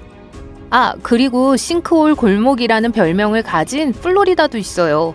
올해 템파에서 동쪽으로 약 64km 떨어진 하일랜드 시티에서 극적인 싱크홀 사고가 발생했어요. 어느 날 아침 카일이라는 지역 주민은 이웃의 소리에 놀라 잠에서 깼습니다. 밖에 나가봤다가 아이의 침실에서 불과 몇 센티미터 떨어진 앞마당에 18m 깊이의 싱크홀이 생긴 것을 발견했어요. 카일은 특히 아이들이 위험지대에 너무 가까이 있었기 때문에 두려움에 떨었죠. 다행히 집이 파손되지 않았고 가까스로 탈출할 수 있었습니다. 플로리다에서 싱크홀은 새로운 일이 아닙니다. 2013년 힐스버러 카운티에서는 플로리다주 역사상 가장 비극적인 싱크홀 사고가 발생했습니다. 1970년대에 지어진 단층 주택에 거주하던 제프는 어느 날 밤 평화롭게 잠을 자고 있었는데 집 아래 집안이 무너지기 시작했어요. 몇 분도 지나지 않아 싱크홀이 생겨 제프가 아직 안에 있는데 집의 일부를 삼켜버렸습니다. 집에 있던 다른 5명은 가까스로 탈출했지만 제프는 운이 좋지 않았죠. 소방관이 도착했을 때는 본격적인 구조 작업을 하기에는 너무 위험하다고 판단했어요. 싱크홀은 예측하기 어렵고 중장비를 투입하면 집안이 더 내려앉을 수 있었으니까요. 이 사건으로 큰 충격을 받은 카운티는 싱크홀이 발생한 땅과 주변 부동산을 매입하여 다시는 그곳에 집을 짓지 못하도록 조치했습니다. 현명한 조치였어요. 싱크홀이 처음 붕괴된 후 2번이나 또 생겼기 때문이죠. 2번 모두 그 지역은 비어 있었기 때문에 아무도 다치지 않았습니다. 플로리다를 특히 취약하게 만드는 것은 여러 가지 요인이 복합적으로 작용하기 때문이에요. 플로리다주의 대부분의 지반은 다공성이 높고 쉽게 침식되는 석회암과 같은 탄산염 암석으로 이루어져 있어요. 또한 플로리다주는 가뭄과 폭우가 주기적으로 반복되어 지반을 더욱 약화시킵니다. 무엇보다도 해수면이 상승하면서 지하수 또한 상승하고 있어 상황이 더욱 악화되고 있어요. 각 지역 정부는 지하수 흐름의 방향을 바꾸고 취약한 지역을 보강하는 등의 방법으로 상황을 관리하려고 노력해왔습니다. 하지만 싱크홀은 정말 제거할 수 없는 문제예요. 싱크홀은 끔찍한 악당이라고 생각하시는 분들의 마음을 잘 알아요. 하지만 싱크홀이 나쁜 것만은 아니에요. 어떤 경우에는 관광명소가 되기도 하고 독특한 생태계의 터전이 되기도 합니다. 바다 한가운데에 나타난 이 싱크홀은 영러 블루홀 또는 드래곤홀이라고 불립니다. 드래곤홀은 물고기가 좋아하는 물보다 약간 산성이지만 20종 이상의 다양한 물고기가 서식하는 해양의 경이로움이에요. 스쿠버 다이버와 스노클러들이 이 푸른 구멍을 좋아하는 건 당연한 일입니다. 드래곤홀은 300m 깊이의 파라셀 제도 근처에서 발견됐어요. 2016년에 발견됐고 세계에서 가장 깊은 블루홀로 알려져 있습니다. 블루홀은 수중에 싱크홀이 생길 때마다 발생해요. 과학적인 개요를 간단히 말씀드릴게요. 모든 수역 아래에는 해저라고 하는 육지가 있습니다. 이 해저가 석회암과 같은 탄산염 암석으로 형성되어 있다고 가정해 볼게요. 물이 침투하면 석회암은 더 깊은 층에서 용해되는 경향이 있어 동굴과 동공이 생겨요. 이게 땅속 깊은 곳에서 시작해서 표면으로 올라오는 과정입니다. 표면에 도달해서 동굴의 천장이 약해지면 쾅! 바로 이때 수중 싱크홀, 일명 블루홀이 발생합니다. 깊은 구멍이 형성되는 또 다른 방법은 수중 화학 반응을 통해서예요. 토양 깊은 곳의 담수와 바다의 바닷물이 만나면 화학 반응이 일어날 수 있어요. 이러한 반응은 약산을 생성해서 안반을 먹어치우고 거대한 수중 동굴을 만듭니다. 드래곤홀은 너무 깊어서 과학자들은 다른 유형의 과정을 통해 형성되었다고 생각해요. 지각활동이나 다른 알려지지 않은 지질학적 사건으로 인한 것으로 추측하고 있어요. 세계에는 바하마에 위치한 딘스 블루홀이나 벨리즈의 그레이트 블루홀과 같은 몇 가지 다른 블루홀이 있습니다. 이 마지막 곳은 관광객이 146m 깊이의 싱크홀을 탐험할 수 있는 매우 인기 있는 다이빙 장소예요. 하지만 브라질에서 이 거대한 싱크홀을 볼 때까지 기다려보세요. 남미에서 가장 큰 내륙 싱크홀 중 하나인 마코으홀을 만나보세요. 이 구멍은 깊이가 100m에 달하며 석회암 침식의 결과이기도 합니다. 이름에서 이미 현재 기능을 짐작할 수 있죠? 이곳은 다양한 종의 수천 마리의 마코 앵무새가 서식하는 곳이에요. 이곳에서는 붉은 날개와 푸른 날개 마코 앵무가 많이 날아다니는 모습을 볼 수 있습니다. 약 3억 년 전에 형성된 이곳은 현재 자연보호구역으로 지정되어 있어요. 싱크홀의 암벽은 마코 앵무에게 훌륭한 쉼터로 밝혀졌습니다. 이 새들은 하루 종일 왼쪽에서 오른쪽으로 항상 짝과 함께 날아다녀요. 혹시 모르실까봐 말씀드리자면 마코 앵무는 일부 일처제입니다. 현재 이 싱크홀에는 약 60쌍의 마코 앵무새 부부가 살고 있는 것으로 추정됩니다. 가장 흥미로운 싱크홀 중 하나는 오만의 비마 싱크홀입니다. 이 거대한 구조물은 건조하고 바위가 많은 사막에 있고 청록색 물 웅덩이를 품고 있어요. 지역 주민들은 한때 유성이 지구를 강타해서 이 싱크홀이 만들어졌다고 믿었어요. 이 오래된 전설은 결국 이 구멍에 떨어지는 별이라는 뜻의 이름을 붙이게 되었죠. 하지만 시간이 지나면서 아래 석회암이 침식되면서 자연적으로 형성된 것으로 밝혀졌어요. 이 거대한 싱크홀의 폭은 약 40m, 깊이는 20m입니다. 청록색 물은 신선한 지하수와 짠 바닷물이 섞인 거예요. 그 경치가 너무 아름다워서 공원으로 만들어졌어요. 이 초현실적인 풍경을 보기 위해 전 세계에서 사람들이 찾아옵니다. 드디어 하루의 마지막 보고서를 마치고 안도의 한숨을 내쉽니다. 주말이 코앞으로 다가왔습니다. 하지만 보내기를 누르려는 순간 책상 아래에서 우르릉 소리가 들려 깜짝 놀라게 됩니다. 경전철이 지나가는 소리인가요? 안타깝게도 그렇지 않습니다. 화산에서 나는 소리입니다. 여기 애리조나에서요? 네, 애리조나 아래에서 땅이 계속 움직이며 지구가 살아있음을 상기시켜주고 있습니다. 하지만 당황할 필요는 없어요. 우선 몇 가지 배경 지식으로 무장합시다. 미국의 20개 주에는 사화산, 활화산, 현재 잠자고 있는 휴화산이 있습니다. 이러한 주 중에는 캘리포니아, 뉴멕시코, 네바다, 유타, 콜로라도 등이 포함돼요. 좋은 소식은 애리조나의 화산은 현재 휴화산이라는 점이에요. 하지만 그렇다고 해서 가까운 미래에 화산이 폭발하지 않을 것이라는 의미는 아닙니다. 이제 과거 활화산의 흔적을 확인하기 위해 애리조나로 여행해보는 건 어떨까요?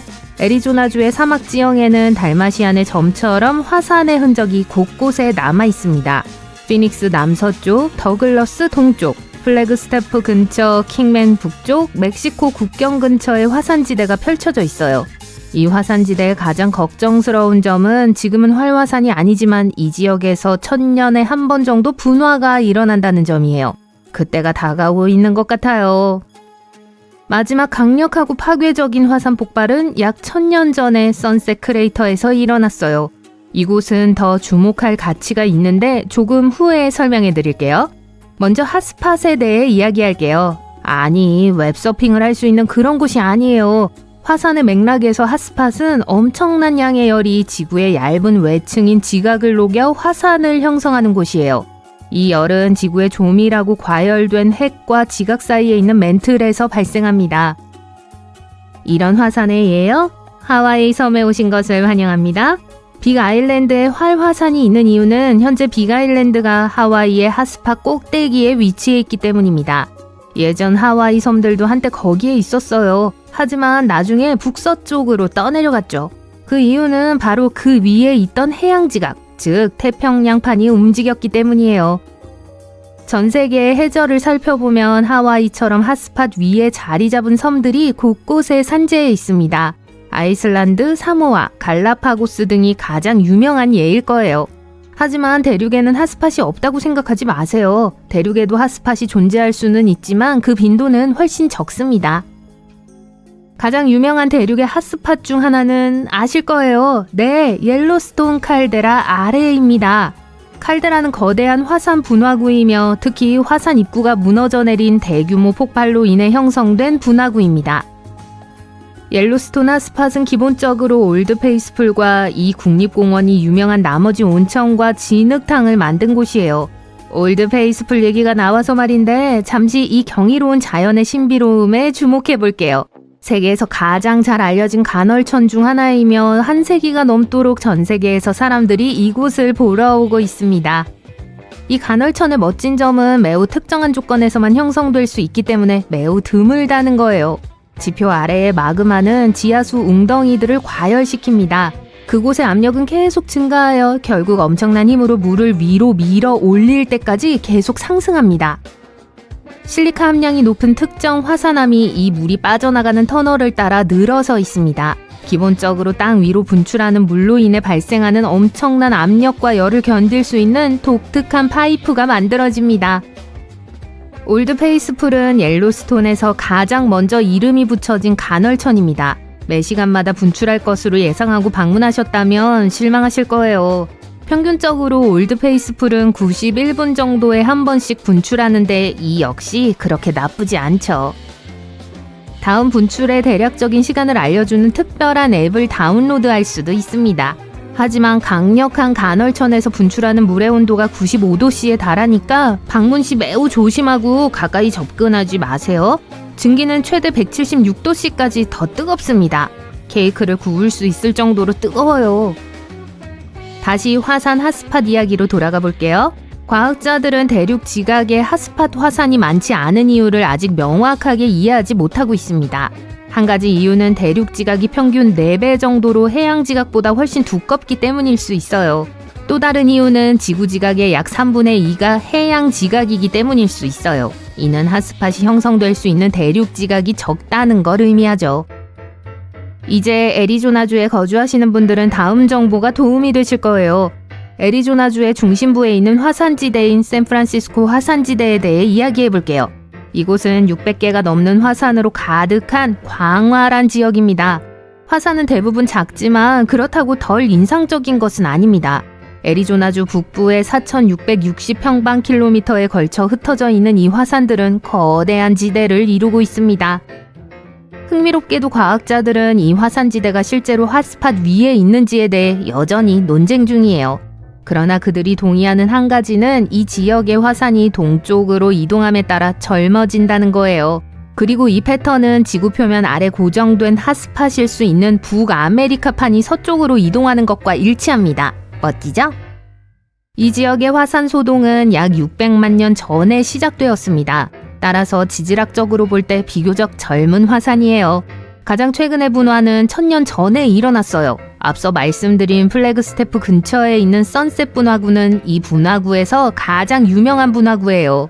화산 폭발로 인해 시나구아족은 우파키 푸에블로에 있는 고향을 떠나야만 했어요. 이 유적지는 현재 우파키 국립기념물의 일부로 이곳에서 수년 전 화산 지역에서 사람들이 어떻게 살았는지 볼 수 있어요. 이 지역을 탐험하다 보면 대부분의 화산은 작고 가파른 현무암 원추 화산이라는 걸 알 수 있습니다. 콜로라도 고원은 매우 건조한 기후 조건을 가지고 있어요. 그렇기 때문에 화산들이 많이 닳지 않았어요. SP 분화구라고 불리는 이 원추 화산의 가장 좋은 예 중 일부는 여전히 어제 나타난 것처럼 보입니다.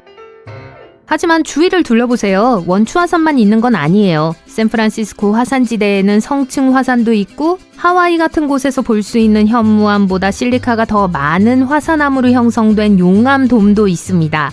이는 용암이 더 두껍고 쉽게 흐르지 않는다는 뜻이에요. 어쨌든 성층 화산은 이 화산지대를 탐험하는 동안 만나게 될 가장 멋진 광경 중 하나가 될 거예요. 성층 화산 자체가 아니라 그 거대한 지층의 잔해인 샌프란시스코 피크스입니다. 샌프란시스코 피크스는 높이가 3,840m가 넘는데 이는 부르즈 칼리파 4개 반을 쌓아 올린 것과 맞먹는 높이예요. 이 봉우리는 애리조나 북부에서 가장 큰 랜드마크 중 하나예요. 이 봉우리들은 놀라울 뿐만 아니라 이 지역의 여러 세대에 걸쳐 살아온 아메리카 원주민들에게 신성한 장소이기도 해요. 현재 하와이의 활화산과는 달리 샌프란시스코 화산대의 분화 사이에는 수천 년이라는 시간이 걸려요. 하지만 지질학자들은 언젠가 또 다른 분화가 일어날 가능성이 높다고 말하며 아직 긴장을 늦춰서는 안 된다고 말합니다. 아마도 대도시에서 멀리 떨어진 화산의 외딴 동쪽 지역에서 일어날 거예요. 다음 분화가 선셋 크레이터를 형성한 것과 같은 분화라면 정말 대단한 볼거리가 될 겁니다. 용암 분수와 용암이 흐르는 강. 동시에 다음 분화는 수세기, 어쩌면 수천 년 동안 일어나지 않을 수도 있습니다. 그때까지 샌프란시스코 화산지대는 화산 역사에 숨겨진 보석으로 남아 다음 화산 폭발을 기다릴 거예요. 화산이 폭발하려고 할 때 밝은색의 녹색 식물은 우리에게 경고하는 것일 수도 있습니다. 예측이 매우 어려운 지진과 달리 화산은 때때로 초기 징후를 보일 수 있어요. 화산 주변에서 자라는 식물은 화산 활동이 활발해지면 지하 마그마를 통해 방출하는 가스인 이산화탄소 수치의 증가로 더 건강해 보입니다. 또한 화산 활동이 최고조에 달하면 식물의 해로운 가스와 열로 인해 식물이 갈색으로 변하기도 해요. 과학자들은 이를 알아내기 위해 인공위성을 이용했어요. 그들은 1984년부터 22년까지 위성 데이터를 분석했습니다. 미래의 변화도 위성 이미지를 통해 추적할 수 있습니다. 특히 필리핀의 타알 화산이나 이탈리아의 에트나산처럼 화산이 접근하기 어려운 울창한 지역에 숨어있는 경우에는 이를 직접 측정하기가 쉽지 않습니다. 이런 방식으로 화산 폭발이 일어나기 몇 년 전에 식물이 폭발에 대해 경고할 수 있어요. 이 새로운 기발한 방법을 통해 안전조치를 강화하고 재산 피해를 최소화하며 대피 계획을 개선함으로써 인근 지역사회를 구할 수 있습니다.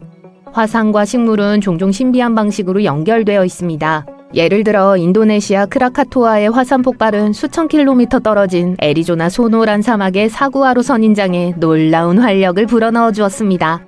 19세기에 악명 높은 크라카토아 화산이 폭발했을 때 전 세계에 충격파를 보냈고 갑자기 사구아로 세대를 키우는데 도움을 주었어요. 이 놀라운 선인장은 성체가 되면서 높이가 12m에 달하지만 사막의 혹독한 환경에서 살아남기 위해 고군분투하는 작은 묘목으로 삶을 시작합니다. 하지만 크라카토아 화산 폭발로 인한 서늘하고 습한 환경 덕분에 사구아로들은 믿을 수 없을 정도로 빠르게 성장할 수 있습니다. 화산 폭발 후에 서늘한 여름과 온화한 겨울은 보통 극심한 더위와 추위로 인해 생존하지 못하는 어린 사구아로에게 완벽한 조건을 만들어줍니다. 하지만 화산은 식물에만 영향을 미치는 것이 아니라 지구의 보석 제작자이기도 해요. 화산에 불타는 심장부인 지표면 아래 깊은 곳에는 눈부신 보석을 만들기에 딱 좋은 조건이 조성돼요.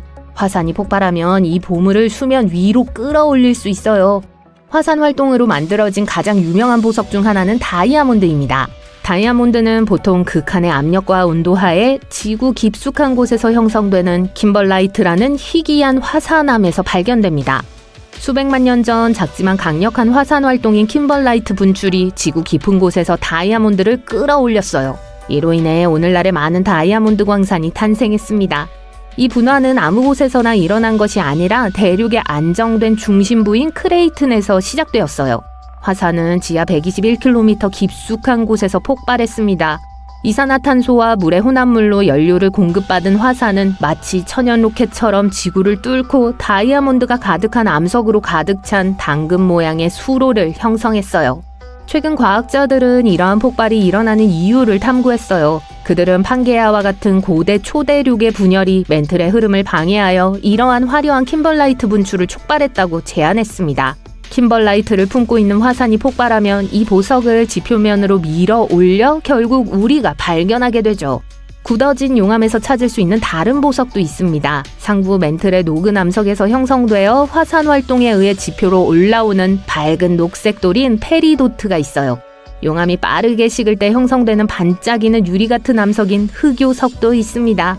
그리고 용암 속에서도 안에 물을 담고 있는 기이한 암석도 있어요.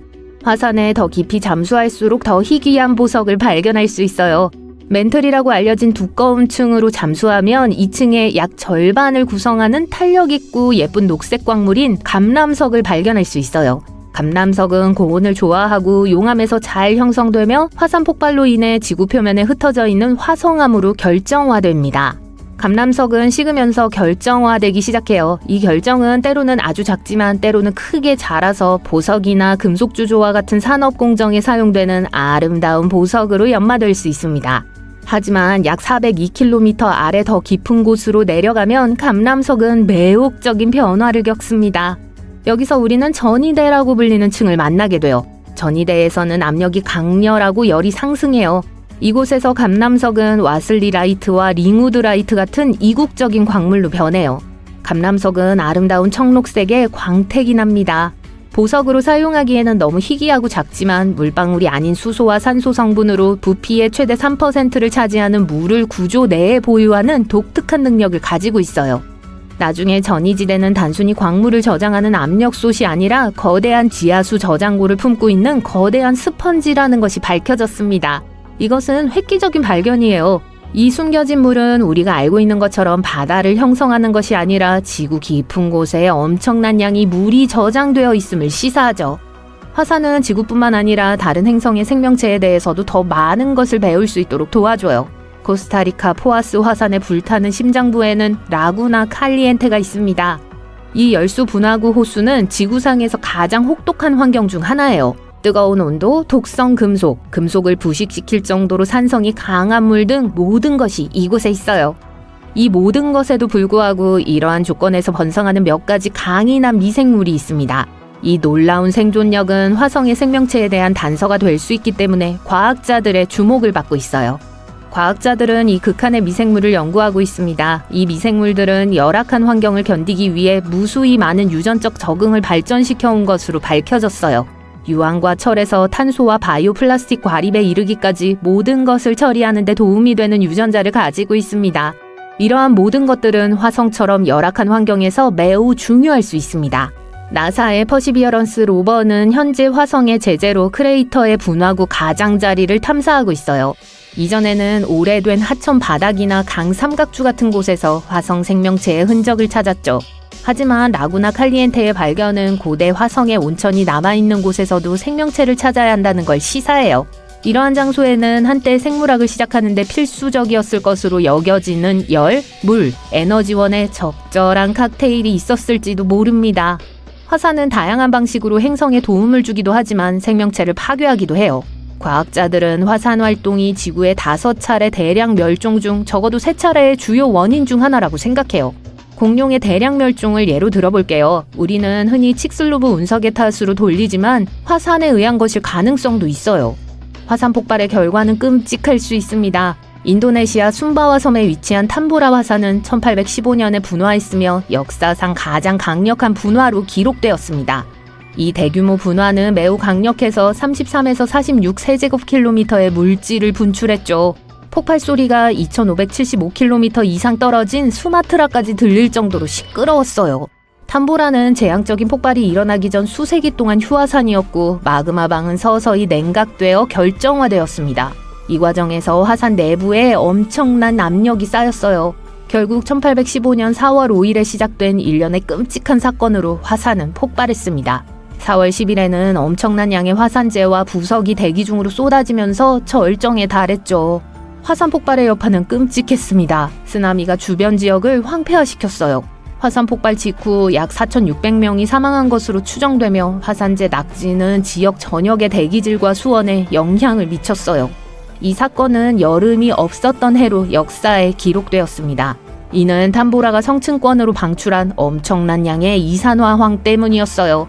이는 햇빛을 반사하는 에어로졸 베일을 만들어 지구의 온도를 크게 낮췄습니다. 6,600만 년 전 공룡 멸종 당시 지구에서도 비슷한 일이 발생하여 몇 달 동안 하늘이 검게 변했어요. 직접 목격한 사람은 없겠지만요. 이 화산이 마지막으로 폭발한 것은 약 500년 전입니다. 하지만 최근에는 과학자들이 한 달에 1000번 이상 기록할 정도로 작은 진동이 매우 빈번하게 일어나고 있어요. 이탈리아의 캄피 플레그레이 화산에 대한 이야기예요. 불과 몇 주 전 이 지역은 하룻밤 사이에 150회의 진동을 동반한 규모 4.4의 강진으로 흔들렸습니다. 40년 만에 가장 강력한 지진이었어요. 많은 지역 주민들이 차 안에서 밤을 보냈습니다. 아침에는 진도 3.6의 조금 더 약한 지진이 이어졌고요. 그렇다면 이탈리아는 위험에 처한 걸까요? 지진 자체는 심각한 피해를 입힐 만큼 크지는 않았습니다. 하지만 많은 공포를 불러일으켰죠. 현재 지역 당국은 최악의 상황이 발생하면 수십만 명의 주민을 대피시켜야 하는 대규모 비상계획을 수립하고 있습니다. 그 이유 중 하나는 이 지역이 300만 명 이상의 주민이 거주하는 나폴리와 가깝기 때문이에요. 현재 그들은 사람들에게 돈을 주고 집을 떠나도록 하는 방안까지 고려하고 있어요. 현재 캄피 플레그레이 지역에서는 학교가 폐쇄된 상태입니다. 당국은 이 지역의 건축과 건축물의 안전을 보장하기 위해 5억 유로 이상을 배정하고 있어요. 8만 명이 거주하는 이 지역에는 여전히 황색 경보가 발령되어 있습니다. 가장 위험한 지역인 이른바 레드존이 있어요. 이 레드존에는 1250채의 주택이 있고 화산 폭발이 시작되면 모두 높은 지진 위험에 처하게 돼요. 또한 2배 이상의 주택이 중간 위험에 처하게 됩니다. 이탈리아는 지진이 자주 발생하는 국가입니다. 그리고 포주올리는 유럽에서 가장 위험한 초화산 중 하나에 위치한 인구 밀도가 높은 지역이에요. 캄피 플레그레이에는 24개의 숨은 지하 분화구가 있고 더 잘 알려진 베수비오 화산보다 작아요. 네, 기원전 79년에 고대 로마 도시 폼페이를 지구상에서 사라지게 한 바로 그 화산입니다. 이 도시는 나폴리만의 베수비오 산 기슭 근처에서 번성했습니다. 초기 로마 제국 시대에는 폼페이에 2만 명이 살았어요. 이들은 상인, 제조업체, 농부 등이었어요. 이 지역의 토양은 풍부하고 비옥했기 때문에 과수원과 포도밭이 많았습니다. 이상하게도 이 검은 땅이 베수비오 화산 폭발의 유산이라는 사실을 아는 사람은 아무도 없었죠. 이 지역은 부유한 로마인들이 즐겨 찾는 여름 휴양지였습니다. 안타깝게도 기원전 79년 8월 24일 정오 이 모든 번영이 끝이 났습니다. 베수비오 화산이 폭발하면서 16km 높이의 화산재와 부석으로 이루어진 버석구름이 성층권으로 날아갔기 때문이에요. 그 후 12시간 동안 화산 폭발로 인해 도시는 큰 혼란에 빠졌어요. 화산재와 부석 우박이 폼페이에 쏟아졌습니다. 일부 우박은 지름이 7.5cm에 달했어요. 도시 주민들은 공포에 질려 도망칠 수밖에 없었습니다. 약 2,000명의 사람들이 석조 건물과 지하실에 숨어 두려움에 떨었습니다. 그들은 화산 폭발이 끝날 때까지 기다리고 싶어 했어요. 화산 폭발이 시작된 직후에 도시를 떠나기로 결정했다면 살아남을 기회가 있었을지도 모르죠. 서풍이 화산 폭발의 초기 단계로부터 도시를 보호해 주었습니다. 하지만 곧 뜨거운 화산재와 가스로 뒤덮인 거대한 구름이 베수비오의 서쪽 경사면을 타고 내려왔어요. 이 구름은 도시를 집어삼키며 모든 것을 불태워버렸습니다. 이 재앙적인 구름 뒤에는 화산 진흙과 바위가 쏟아져 도시를 완전히 매몰시켰어요. 화산은 마치 아무도 살아남지 못할 것처럼 유독가스 구름을 도시에 쏟아부었고 8월 25일 생존자 몇 명이 목숨을 잃었습니다. 이어서 바위와 화산재가 쏟아져 지붕과 벽을 무너뜨리고 도시를 거대한 공동묘지로 만들었습니다. 초화산이 폭발하면 그 결과는 대개 재앙으로 이어집니다. 초화산은 화산 폭발성 지수가 8인 화산 폭발을 한 번 이상 경험한 화산으로 화산 폭발성 지수에서 가장 큰 수치를 기록했습니다. 초화산은 원뿔이 전혀 없는 매우 큰 화산인 경우가 많아요. 일반적으로 한때 폭발하여 칼데라를 남기고 떠난 거대한 마그마 방의 잔해이기 때문이에요. 칼데라는 보통 핫스팟 위에 위치하며 지하 깊은 곳에서 엄청난 양의 마그마가 빠져나오려고 할 때 나타납니다. 결국에는 지구 표면을 뚫고 폭발하죠. 때로는 이 모든 마그마가 지각을 뚫지 못하고 고착되기도 해요. 그러면 수킬로미터 길이의 거대한 압력의 마그마 웅덩이가 모이게 돼요. 점점 더 많은 마그마가 지표로 올라오려고 하기 때문에 압력은 계속 커집니다.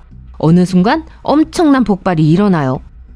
가장 최근의 슈퍼분화는 뉴질랜드에서 일어났습니다. 여기서 최근이란 약 26,500년 전을 의미해요.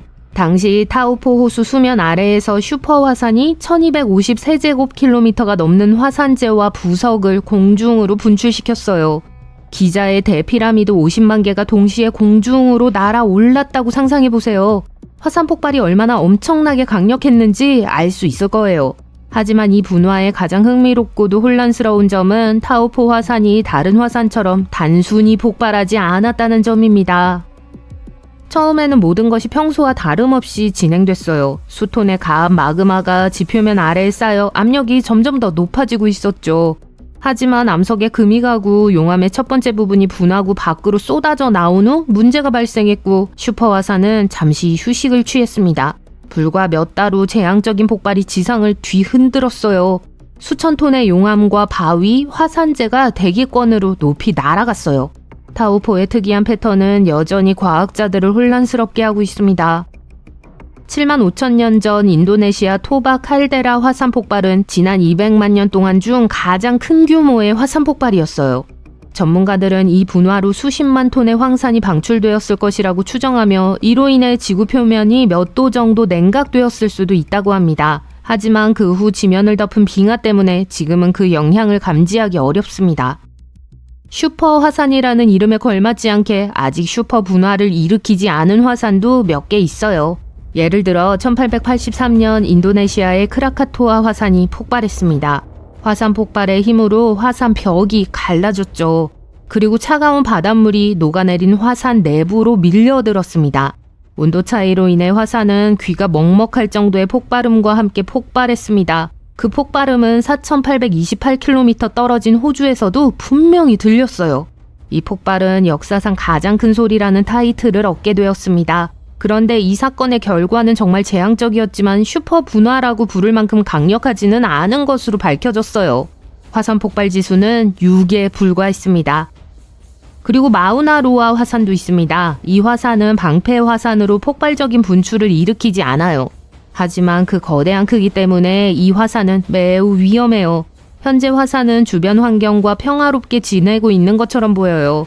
연구 장비에 마우나로아 화산의 활동 흔적은 보이지 않죠.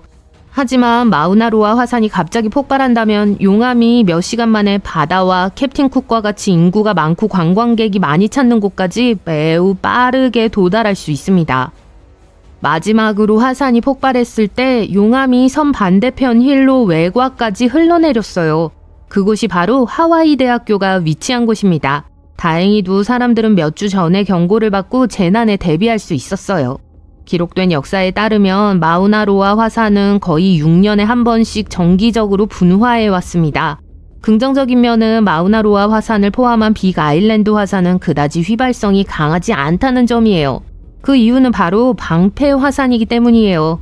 이 화산들은 그다지 높지 않고 땅에 평평하게 놓인 전사의 방패와 닮았다고 해서 그런 이름이 붙었어요. 방패 화산은 매우 유동적인 용암에 의해 형성됩니다. 인도네시아의 악명 높은 크라카토아 화산처럼 원뿔 모양의 높이가 높은 성층 화산에서 분출된 용암보다 훨씬 더 멀리 이동하고 훨씬 더 얇은 흐름을 형성해요. 따라서 마우나로아 화산이 폭발하더라도 화산재 구름이나 엄청난 양의 잔해는 발생하지 않을 거예요. 가장 위험한 것은 용암입니다. 마우나로아 화산은 방패 화산이기 때문에 용암이 매우 유동적이고 부피가 커서 멀리 그리고 빠르게 흐를 수 있습니다. 활화산이라고 하면 한 지역이 떠오릅니다. 태평양의 불의 고리죠. 지구 화산의 4분의 3이 이 안에 있습니다. 이 지역을 호주와 비교해보세요. 유럽의 9대륙도 평온합니다. 적어도 우리는 그렇게 생각하고 싶죠. 유럽에서 가장 활동적인 활화산이 무엇인지 아세요? 이탈리아 시칠리아 섬에 있는 에트나 화산을 떠올리셨다면 정답입니다. 이 화산은 약 200번 분화했으며 최근 수십 년 동안 잠자고 있는 화산과는 거리가 멀었습니다. 에트나 화산의 마지막 분출은 2023년 8월 23일에 일어났습니다. 이탈리아에서 가장 높은 산 에트나산은 5억 살의 산입니다. 그러나 아이슬란드에는 훨씬 더 젊은 화산이 있습니다. 이 화산은 2023년 7월 10일에 폭발했습니다. 오후에 세 개의 균열이 섬 남서쪽의 반도의 땅에 나타났습니다. 이 균열은 작은 산봉우리 기슭에 있었어요. 화산의 이름은 현지어로 작은 숫양을 뜻합니다. 화산은 녹은 용암을 공중으로 높이 분출했습니다. 이 지역에는 가스기둥도 있었어요. 하지만 과학계는 이 사건에 놀라지 않았습니다. 그들은 이미 레이캬비크와 케플라비크 사이에 뻗어있는 화산 지역에 대해 많은 것을 알고 있었어요. 파그라달 스파들 화산은 이미 지난 2여름 동안 분화했습니다. 이 활동은 8세기에 걸친 휴화산 기간 후에 발생했어요.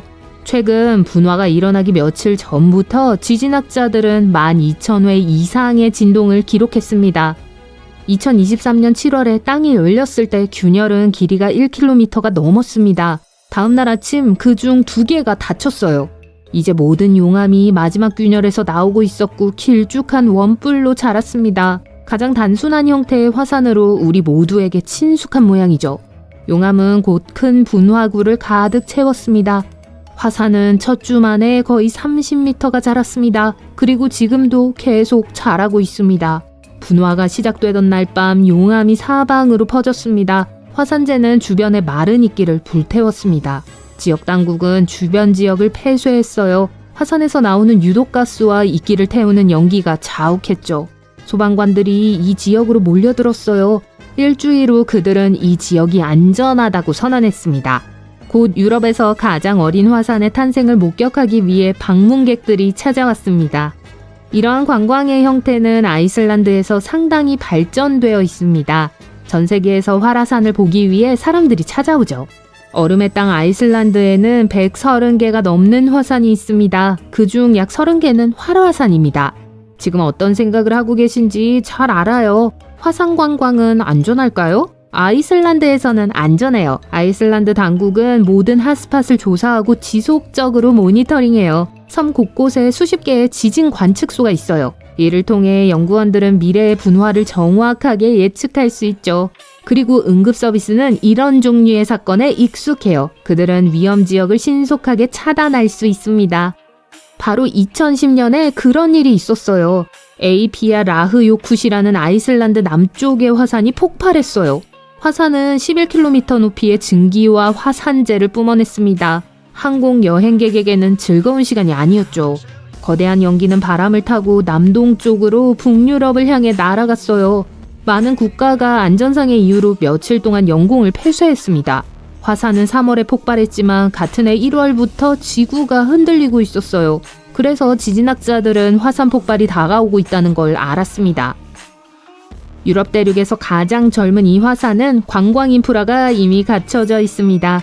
방문객들은 지정된 주차장에 차를 세우고 난 후 5시간의 트레킹을 시작합니다. 관광객들은 진원지에 너무 가까워서 분화구에서 뿜어져 나오는 열기를 느낄 수 있죠. 이 광경은 밤에 가장 인상적입니다. 안전은 전혀 걱정할 필요가 없어요. 과학자들은 용암지대의 경계를 표시하는 위험지도를 정기적으로 작성해요.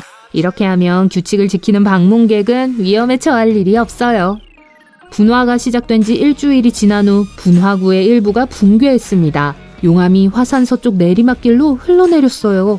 이 장엄하고 뜨거운 강은 느리게 움직이는 용암이었습니다. 과학자들은 이 용암을 아아형으로 분류하는데 하와이 말로 표면이 거칠고 부서지기 쉬운 현무암 용암을 설명하죠. 이 흐름은 클링커라고 불리는 부서진 용암 블록으로 구성되어 있습니다. 물질이 흐르면서 분리됩니다. 그러면 뜨거운 부분이 드러납니다. 용암의 차가운 부분은 회색과 검은색입니다. 용암이 앞으로 움직일 때 유리가 깨지는 것과 같은 독특한 소리를 냅니다. 새로운 화산이 폭발한 지 거의 한 달이 지난 후 흥미로운 항공사진이 포착됐습니다. 용암 흐름 바로 위에 토네이도가 형성된 거죠. 이는 해당 지역의 높은 온도로 인해 발생해요. 조건이 맞으면 가열된 공기 기둥은 쉽게 미니 토네이도로 변할 수 있어요. 과학자들은 비슷한 현상이 2018년 하와이 킬라우에아 화산 분화 시 발생한 것을 목격했습니다. 유럽에서 두 번째로 큰 섬의 용암지대는 아이슬란드 생성의 이야기를 들려줘요. 아이슬란드는 북미판과 유라시아판이 서로 만나는 곳 위에 자리 잡고 있습니다. 지각판은 지구의 가장 바깥층인 암석권의 거대한 바위 덩어리입니다. 대략 20개의 지각판이 있습니다. 지각판은 부분적으로 녹은 암석층 위에 놓여 있습니다. 우리가 지표면에서 볼 수 있는 모든 용암은 이곳에서 그 여정을 시작해요. 지각판이 녹은 암석 위에 떠 있다고 말할 수 있고 그 경계는 불안정해요. 두 판이 서로 부딪힐 때 그들은 엄청난 양의 에너지를 방출해요. 화산이 형성되는 것도 그 결과 중 하나예요. 화산은 녹은 암석이 지표면 위로 이동하는 곳입니다. 아이슬란드는 약 6천만 년 전에 형성되기 시작했습니다. 아이슬란드 바다 밑에 지각판이 떨어져 나갔습니다. 용암이 지표면에 충분히 쌓여 단단한 땅이 만들어졌어요. 이 고대 암석은 오늘날 파도 아래에 있습니다. 새로운 용암이 지표에 도달하여 식으면서 오래된 바위를 섬의 중심으로 밀어내게 돼요.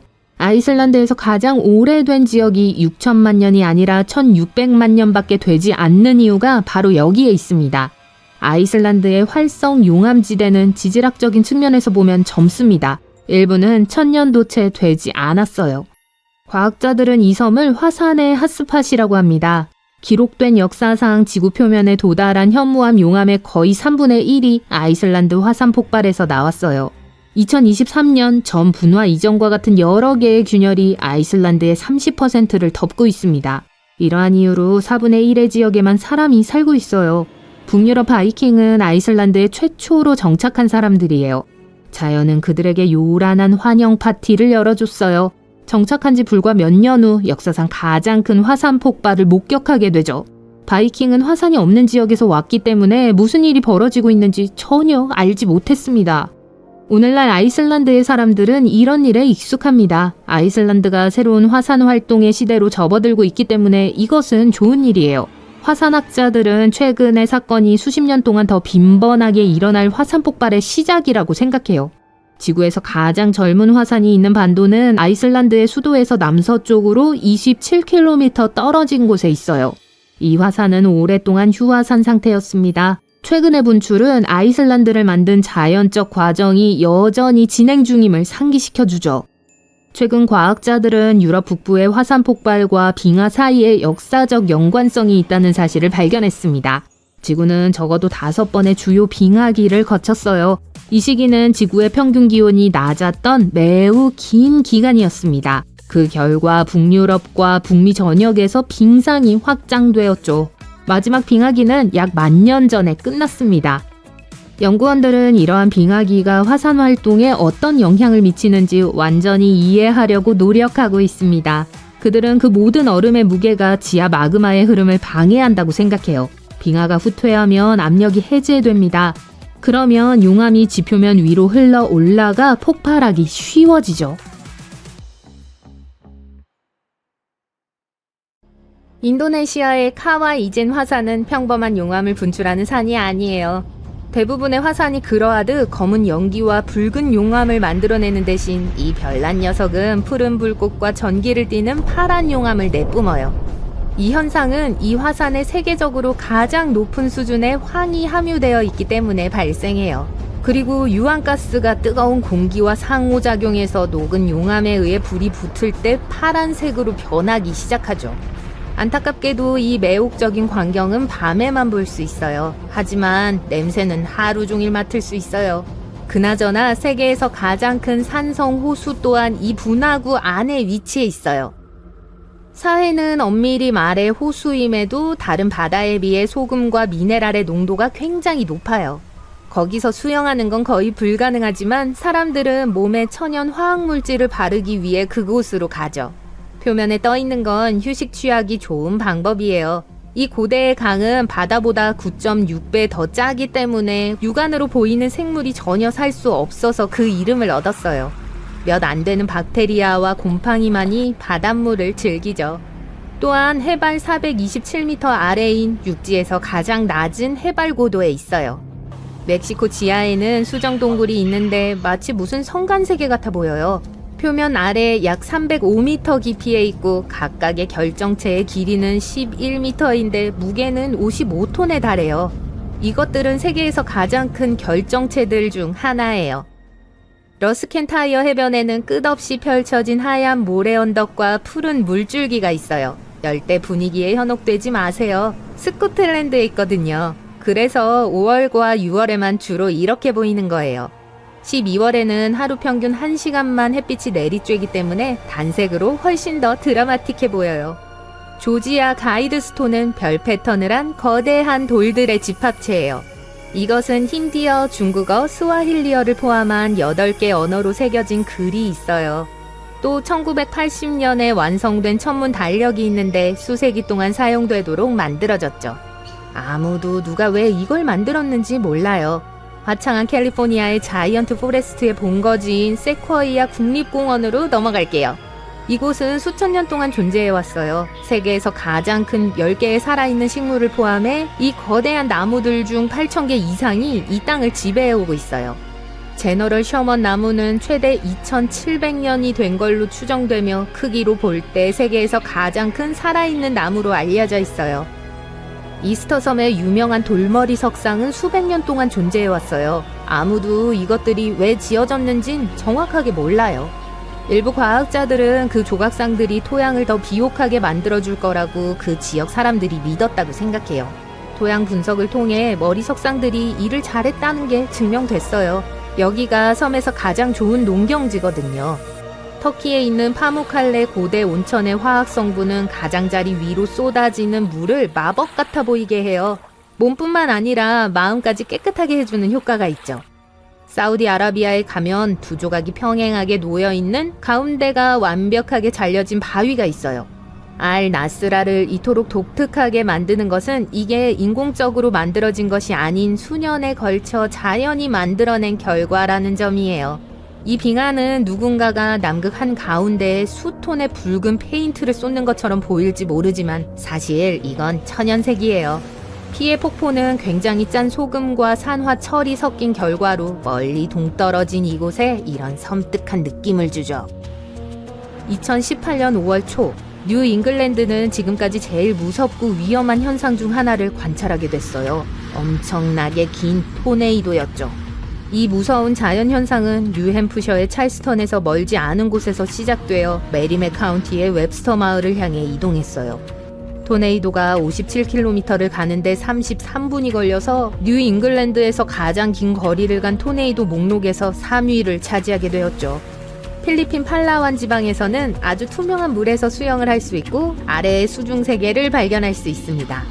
코론 지방에는 많은 놀라운 풍경들을 지나가는 작은 배들이 많이 있는 하얀 모래사장이 있어요. 트리스탄 다 쿠냐는 아르헨티나의 부에노스 아이레스와 남아프리카 공화국의 케이프타운을 유일한 이웃 도시로 삼고 있는 대서양에 있는 작은 화산 군도예요. 이 독특한 장소에 가려면 배로 7일이 걸려요. 만약 세상으로부터 탈출하고 싶다면 280명의 현지인들과 함께 머물고 있다 보면 모든 것으로부터 멀리 떨어져 있는 것처럼 느끼게 될 거예요. 2018년 1월 첫째 주에 미국 북동부의 이례적으로 추운 날씨가 매사추세츠 북팔머스의 대서양을 얼렸어요. 게다가 바다가 너무 꽁꽁 얼어서 사람들이 파도 위를 걸었어요. 자, 분명히 이런 건 매일 볼 수 있는 게 아니에요. 이 해변을 독특하게 만드는 건 붉은 모래고 관광객들을 중국 텐진으로 몰려들게 하는 이유죠. 수아에다 살사라고 불리는 붉은색의 식물이 소금물에 살고 있어요. 바다의 맨 위층만 보인 채 해변 전체가 빨간색으로 덮여 있어요. 만약 난 중력을 거스른다 하고 소리친 게 있다면 그건 아르헨티나의 다바스코의 돌일 거예요. 300톤에 달하는 이 거대한 바위는 절벽 끝에 위태롭게 서서 바람에 좌우로 약간씩 흔들려요. 사람들은 심지어 바위의 가장자리 아래에 유리병을 놓아두고 그걸 확인했어요.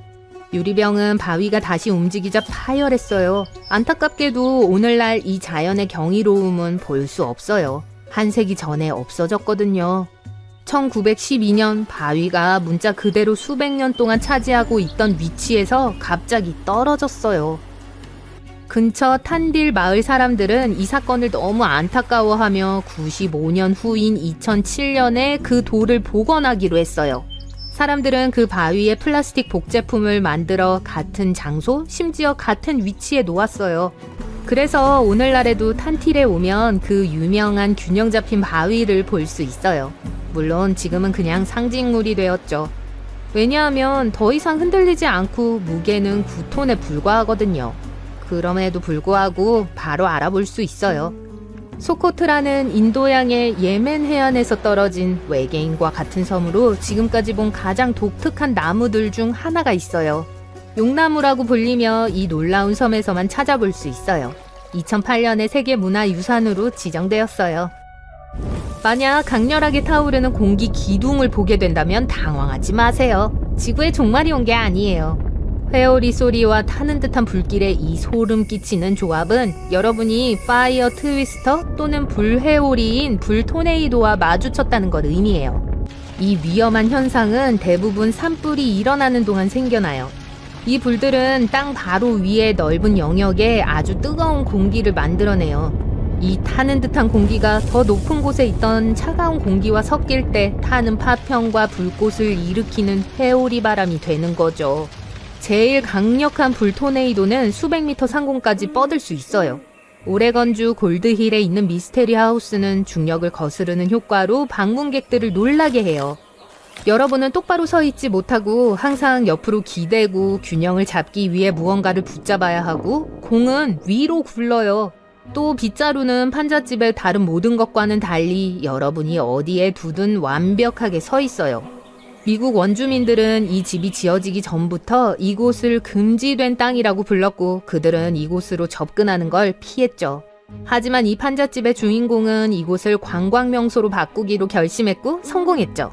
주변의 신비한 분위기를 조성했고 이곳에 대한 뉴스를 신문 그리고 후에 인터넷에 퍼뜨렸어요.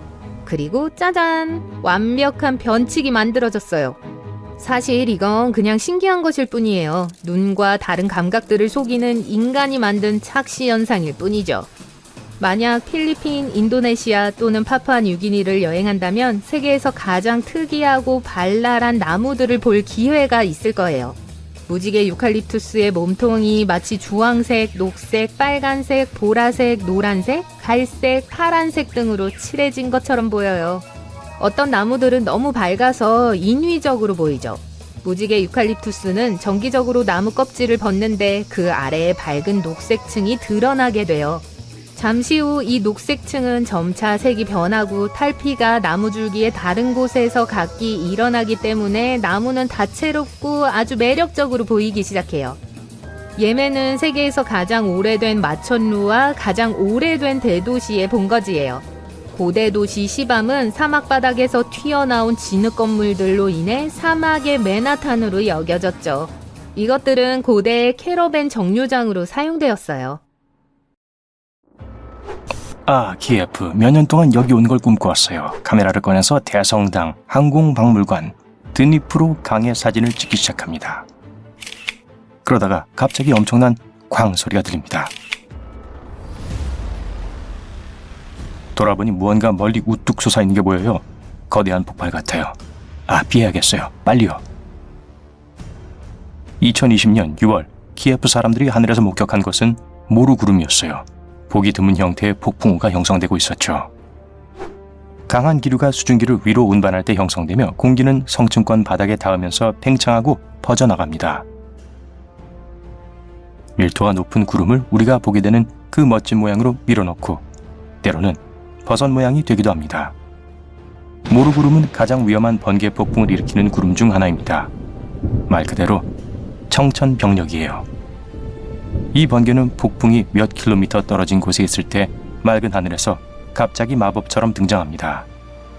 이러한 유형의 번개는 모루 상단에서 발생하는데 일반 번개보다 10배 더 강력할 수 있습니다. 사람들이 100km 밖에 있는 거대한 구름을 목격하고 나서 끔찍한 일이 일어났을 거라고 생각하면서 매우 두려워했어요. 현지인들은 관계자들이 무슨 일이 일어나고 있는지 설명하기도 전에 SNS에 거대한 구름의 사진을 올렸습니다. 당국은 그것이 그저 아름다운 자연현상에 불과하다고 발표함으로써 사람들의 두려움을 진정시켰습니다. 이런 구름은 바람의 세기에 상관없이 일반적으로 한 지역에 머물다가 사라집니다. 호주 퀸즐랜드의 북쪽 끝을 둘러보면서 소름 끼치는 동물들을 피해 편안하게 해변에서 휴식을 취할 때입니다. 편안하게 쉬다가 커다란 그림자가 머리 위를 지나가고 그 다음에는 또 하나, 그리고 또 하나가 지나가는 것을 봅니다. 하늘을 올려다보니 이 이상한 날씨는 정말 놀라워요. 이 구름은 나팔꽃 구름이라고 불리는데 마치 거대한 튜브처럼 생겨서 하늘 가로질러 굴러가는 것처럼 보이는 매우 희귀한 형태의 구름입니다. 이 구름은 최대 1000km에 걸쳐 측정될 수 있고 심지어 큰 무리로 나타나기도 합니다. 이 현상은 상승 기류가 구름을 통과하면서 길게 말려있는 듯한 모습을 연출하고 뒤쪽에 더 차갑고 습기 찬 공기는 아래로 가라앉으면서 나타납니다. 2001년 7월과 9월 사이 남부 인도 사람들은 기록된 역사상 가장 이상한 기상현상 하나를 목격했습니다. 붉은 비가 내렸어요. 전형적인 폭풍우라고 생각했던 많은 사람들은 충격을 받았습니다. 빗물은 옷에 물이 들 만큼 진한 색이었어요. 다른 색깔도 있었는데 녹색, 노란색, 갈색 그리고 심지어 검은색도 있었어요. 장마철 중간에 붉은 비가 내리기 시작했고 몇 주 동안 주기적으로 내렸습니다. 연구원들은 이 특이한 비가 먼지나 해조류 때문에 이런 색을 띠게 됐다는 것을 발견했어요. 맛을 보려고는 하지 마세요. 과학자들은 어떻게 해조류가 저 멀리까지 올라가는지는 확신하지 못합니다. 그래서 이 현상이 약간 불안하게 느껴지죠. 피곤한 하루를 보낸 후 거품 목욕을 하면서 피로를 풀고 싶지만 욕조를 채우는데 너무 오래 걸린다고요?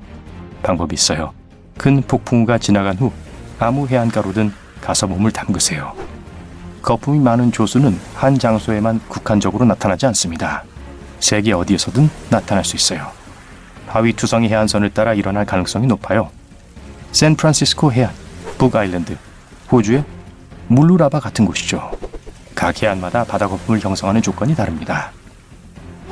만약 유리잔에 바닷물을 떠서 자세히 관찰하면 그 안에 작은 입자들이 가득 차 있는 것이 보일 거예요. 식물, 화학물질, 그리고 많은 소금과 미네랄과 같은 것들이 거품을 만드는 완벽한 공식입니다.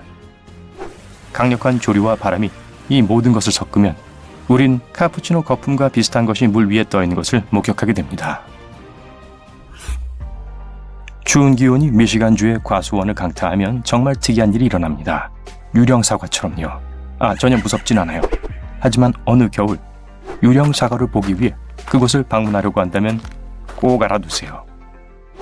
그런 현상이 일어나려면 여러 가지 조건이 완벽하게 충족되어야만 합니다. 그리고 몹시 추워야 해요. 사실 이것은 사과가 가지에 달린 채로 사과 표면의 비로 인해 얇은 얼음층이 형성될 때 발생하는 드문 기상현상입니다. 그러고 나서 사과가 녹아서 사과 소스처럼 새어나오면 아름다운 얼음 껍질만 남게 됩니다. 베네수엘라의 카타툼보 강은 세계에서 가장 전기가 많은 곳일 거예요. 1년에 거의 300번의 폭풍우가 몰아칩니다. 번개 폭풍은 매우 규칙적이어서 3개월 전에 미리 예측됩니다. 10월에 우기 동안 1분 안에 30번의 번개가 번쩍이는 것을 볼 수 있어요. 정말 짜릿한 경험일 거예요. 번개가 한 번 칠 때마다 전구 하나에 6개월 동안 전기를 공급할 수 있는 에너지가 있어서 이런 놀라운 번개쇼는 베네수엘라 전역에 영원히 전원을 공급할 수 있습니다. 해가 질 때 강한 바람이 주변에 있는 3개의 산을 둘러싸고 물 위에 폭풍 구름을 형성합니다. 습한 공기의 물방울이 차가운 공기의 얼음 결정체와 충돌할 때 거의 매일 밤 번개 폭풍을 일으키는 정전기를 발생시킵니다. 그것뿐이 아니라 어떤 폭풍은 그 위에서 번개가 치기도 합니다. 이 모습은 꼭 사진으로 찍어두세요. 해파리 번개 스프라이트는 지구 대기의 높은 곳에서 방출되는 전기입니다. 강력한 내우와 관련이 있지만 비와는 아무 상관이 없습니다. 이 스프라이트는 중층권 50에서 80km 상공에서 발생해요. 밤에 인공 조명으로 인해 이 희미한 번개를 보는 것이 훨씬 더 어려워집니다. 만약 그걸 발견한다면 작아 보일지 모르지만 폭이 50km를 훨씬 넘을 수 있어요. 붉은 스프라이트는 레운 위의 차가운 플라즈마 방출의 한 종류입니다. 폭풍 구름과 아래 땅 사이의 번개 전하의 균형이죠. 여러분이 좋아하는 도넛 모양으로 붉게 빛을 내기도 합니다. 스노우 도넛은 가장 희귀한 기상현상 중 하나로 모든 기상 조건이 완벽하게 충족될 때만 볼 수 있습니다. 로키 산맥과 같은 눈 덮인 산악지대에서 발견되는데 바람, 기온, 눈, 얼음, 그리고 습기가 함께 작용해서 이런 경이로운 고리가 형성됩니다. 땅의 얇은 층에 젖은 눈, 그 층 아래 얼음이나 가루는, 그리고 이 도넛을 언덕 아래로 눈덩이처럼 굴릴 수 있을 만큼 강한 바람이 필요합니다. 일단 구르기를 멈추면 야구공 크기에서 자동차 타이어만큼 클 수도 있어요. 모든 것은 바람이 얼마나 강한가에 달려 있습니다. 새로 형성된 스노우 도넛은 오래가지 않습니다. 그러니까 서둘러서 카메라에 담으세요. 지평선 너머로 석양을 바라볼 때 아름다운 자줏빛과 분홍색으로 물든 하늘은 눈앞에 보이는 3개의 태양에 비하면 아무것도 아닙니다. 와, 언제부터 지구의 태양이 3개였죠? 가끔 태양 옆에 나타나는 이 유령별을 선독이라고 부릅니다. 어쩌면 개처럼 태양을 졸졸 따라다녀서 이런 이름이 붙었을까요? 선독은 종종 태양과 같은 높이에서 빛을 발하는 영역으로 나타납니다. 대부분 얼음 결정이 빛을 가장 잘 반사하는 골이나 후광의 형태로 관찰됩니다. 달과 나란히 나타나고 얼음 결정체를 통과하는 달빛에 의해 형성되는 문독도 있지만 선독만큼 자주 관찰되진 않습니다. 야생에서 사진을 찍다가 드디어 인생샷을 찍기에 완벽한 장소를 찾았어요. 수정처럼 맑은 물, 소나무, 산, 그리고 비행 접시. 잠깐, 비행 접시요? 아, 외계인이요! 만약 접시 모양의 구름을 본다면 그렇게 생각할지도 몰라요. 이 렌즈 모양을 한 고저구는 이름도 어려워요. 알토 큐뮬러스 렌티큘라리스. 멋지죠? 산 꼭대기 위에 형성되는 특이한 구름입니다. 습한 공기가 산 위로 흐를 때 온도차가 완벽하면 파도가 생겨요. 공기가 파도를 통과할 때 증발이 발생하고 일련의 구름이 타원형 모양으로 형성됩니다. 결국 외계인은 아니라는 거죠. 휴. 하늘이 무너지고 있어요. 이 구름을 목격한 사람들은 마치 이 구름이 하늘에서 내려온 것처럼 보인다고 말합니다. 유방우는 거대한 하얀 덩어리의 마시멜로처럼 보이지만 구워 먹을 순 없습니다. 이 이상한 솜털 같은 구름은 수백 킬로미터에 걸쳐 뻗을 수 있고 모루구름이나 다른 뇌우 구름 아래서 짧은 시간 동안만 볼 수 있습니다. 이 이상한 거품 모양은 폭풍 자체 내부의 난기류로부터 형성되어 고르지 못한 구름 기반을 만들고 세계 어느 곳에서나 나타납니다. 유방우는 습한 공기가 건조한 공기로 가라앉을 때 형성됩니다. 공기는 주변 환경보다 차갑고 얼음으로 식거나 물로 인해 무거워야 합니다.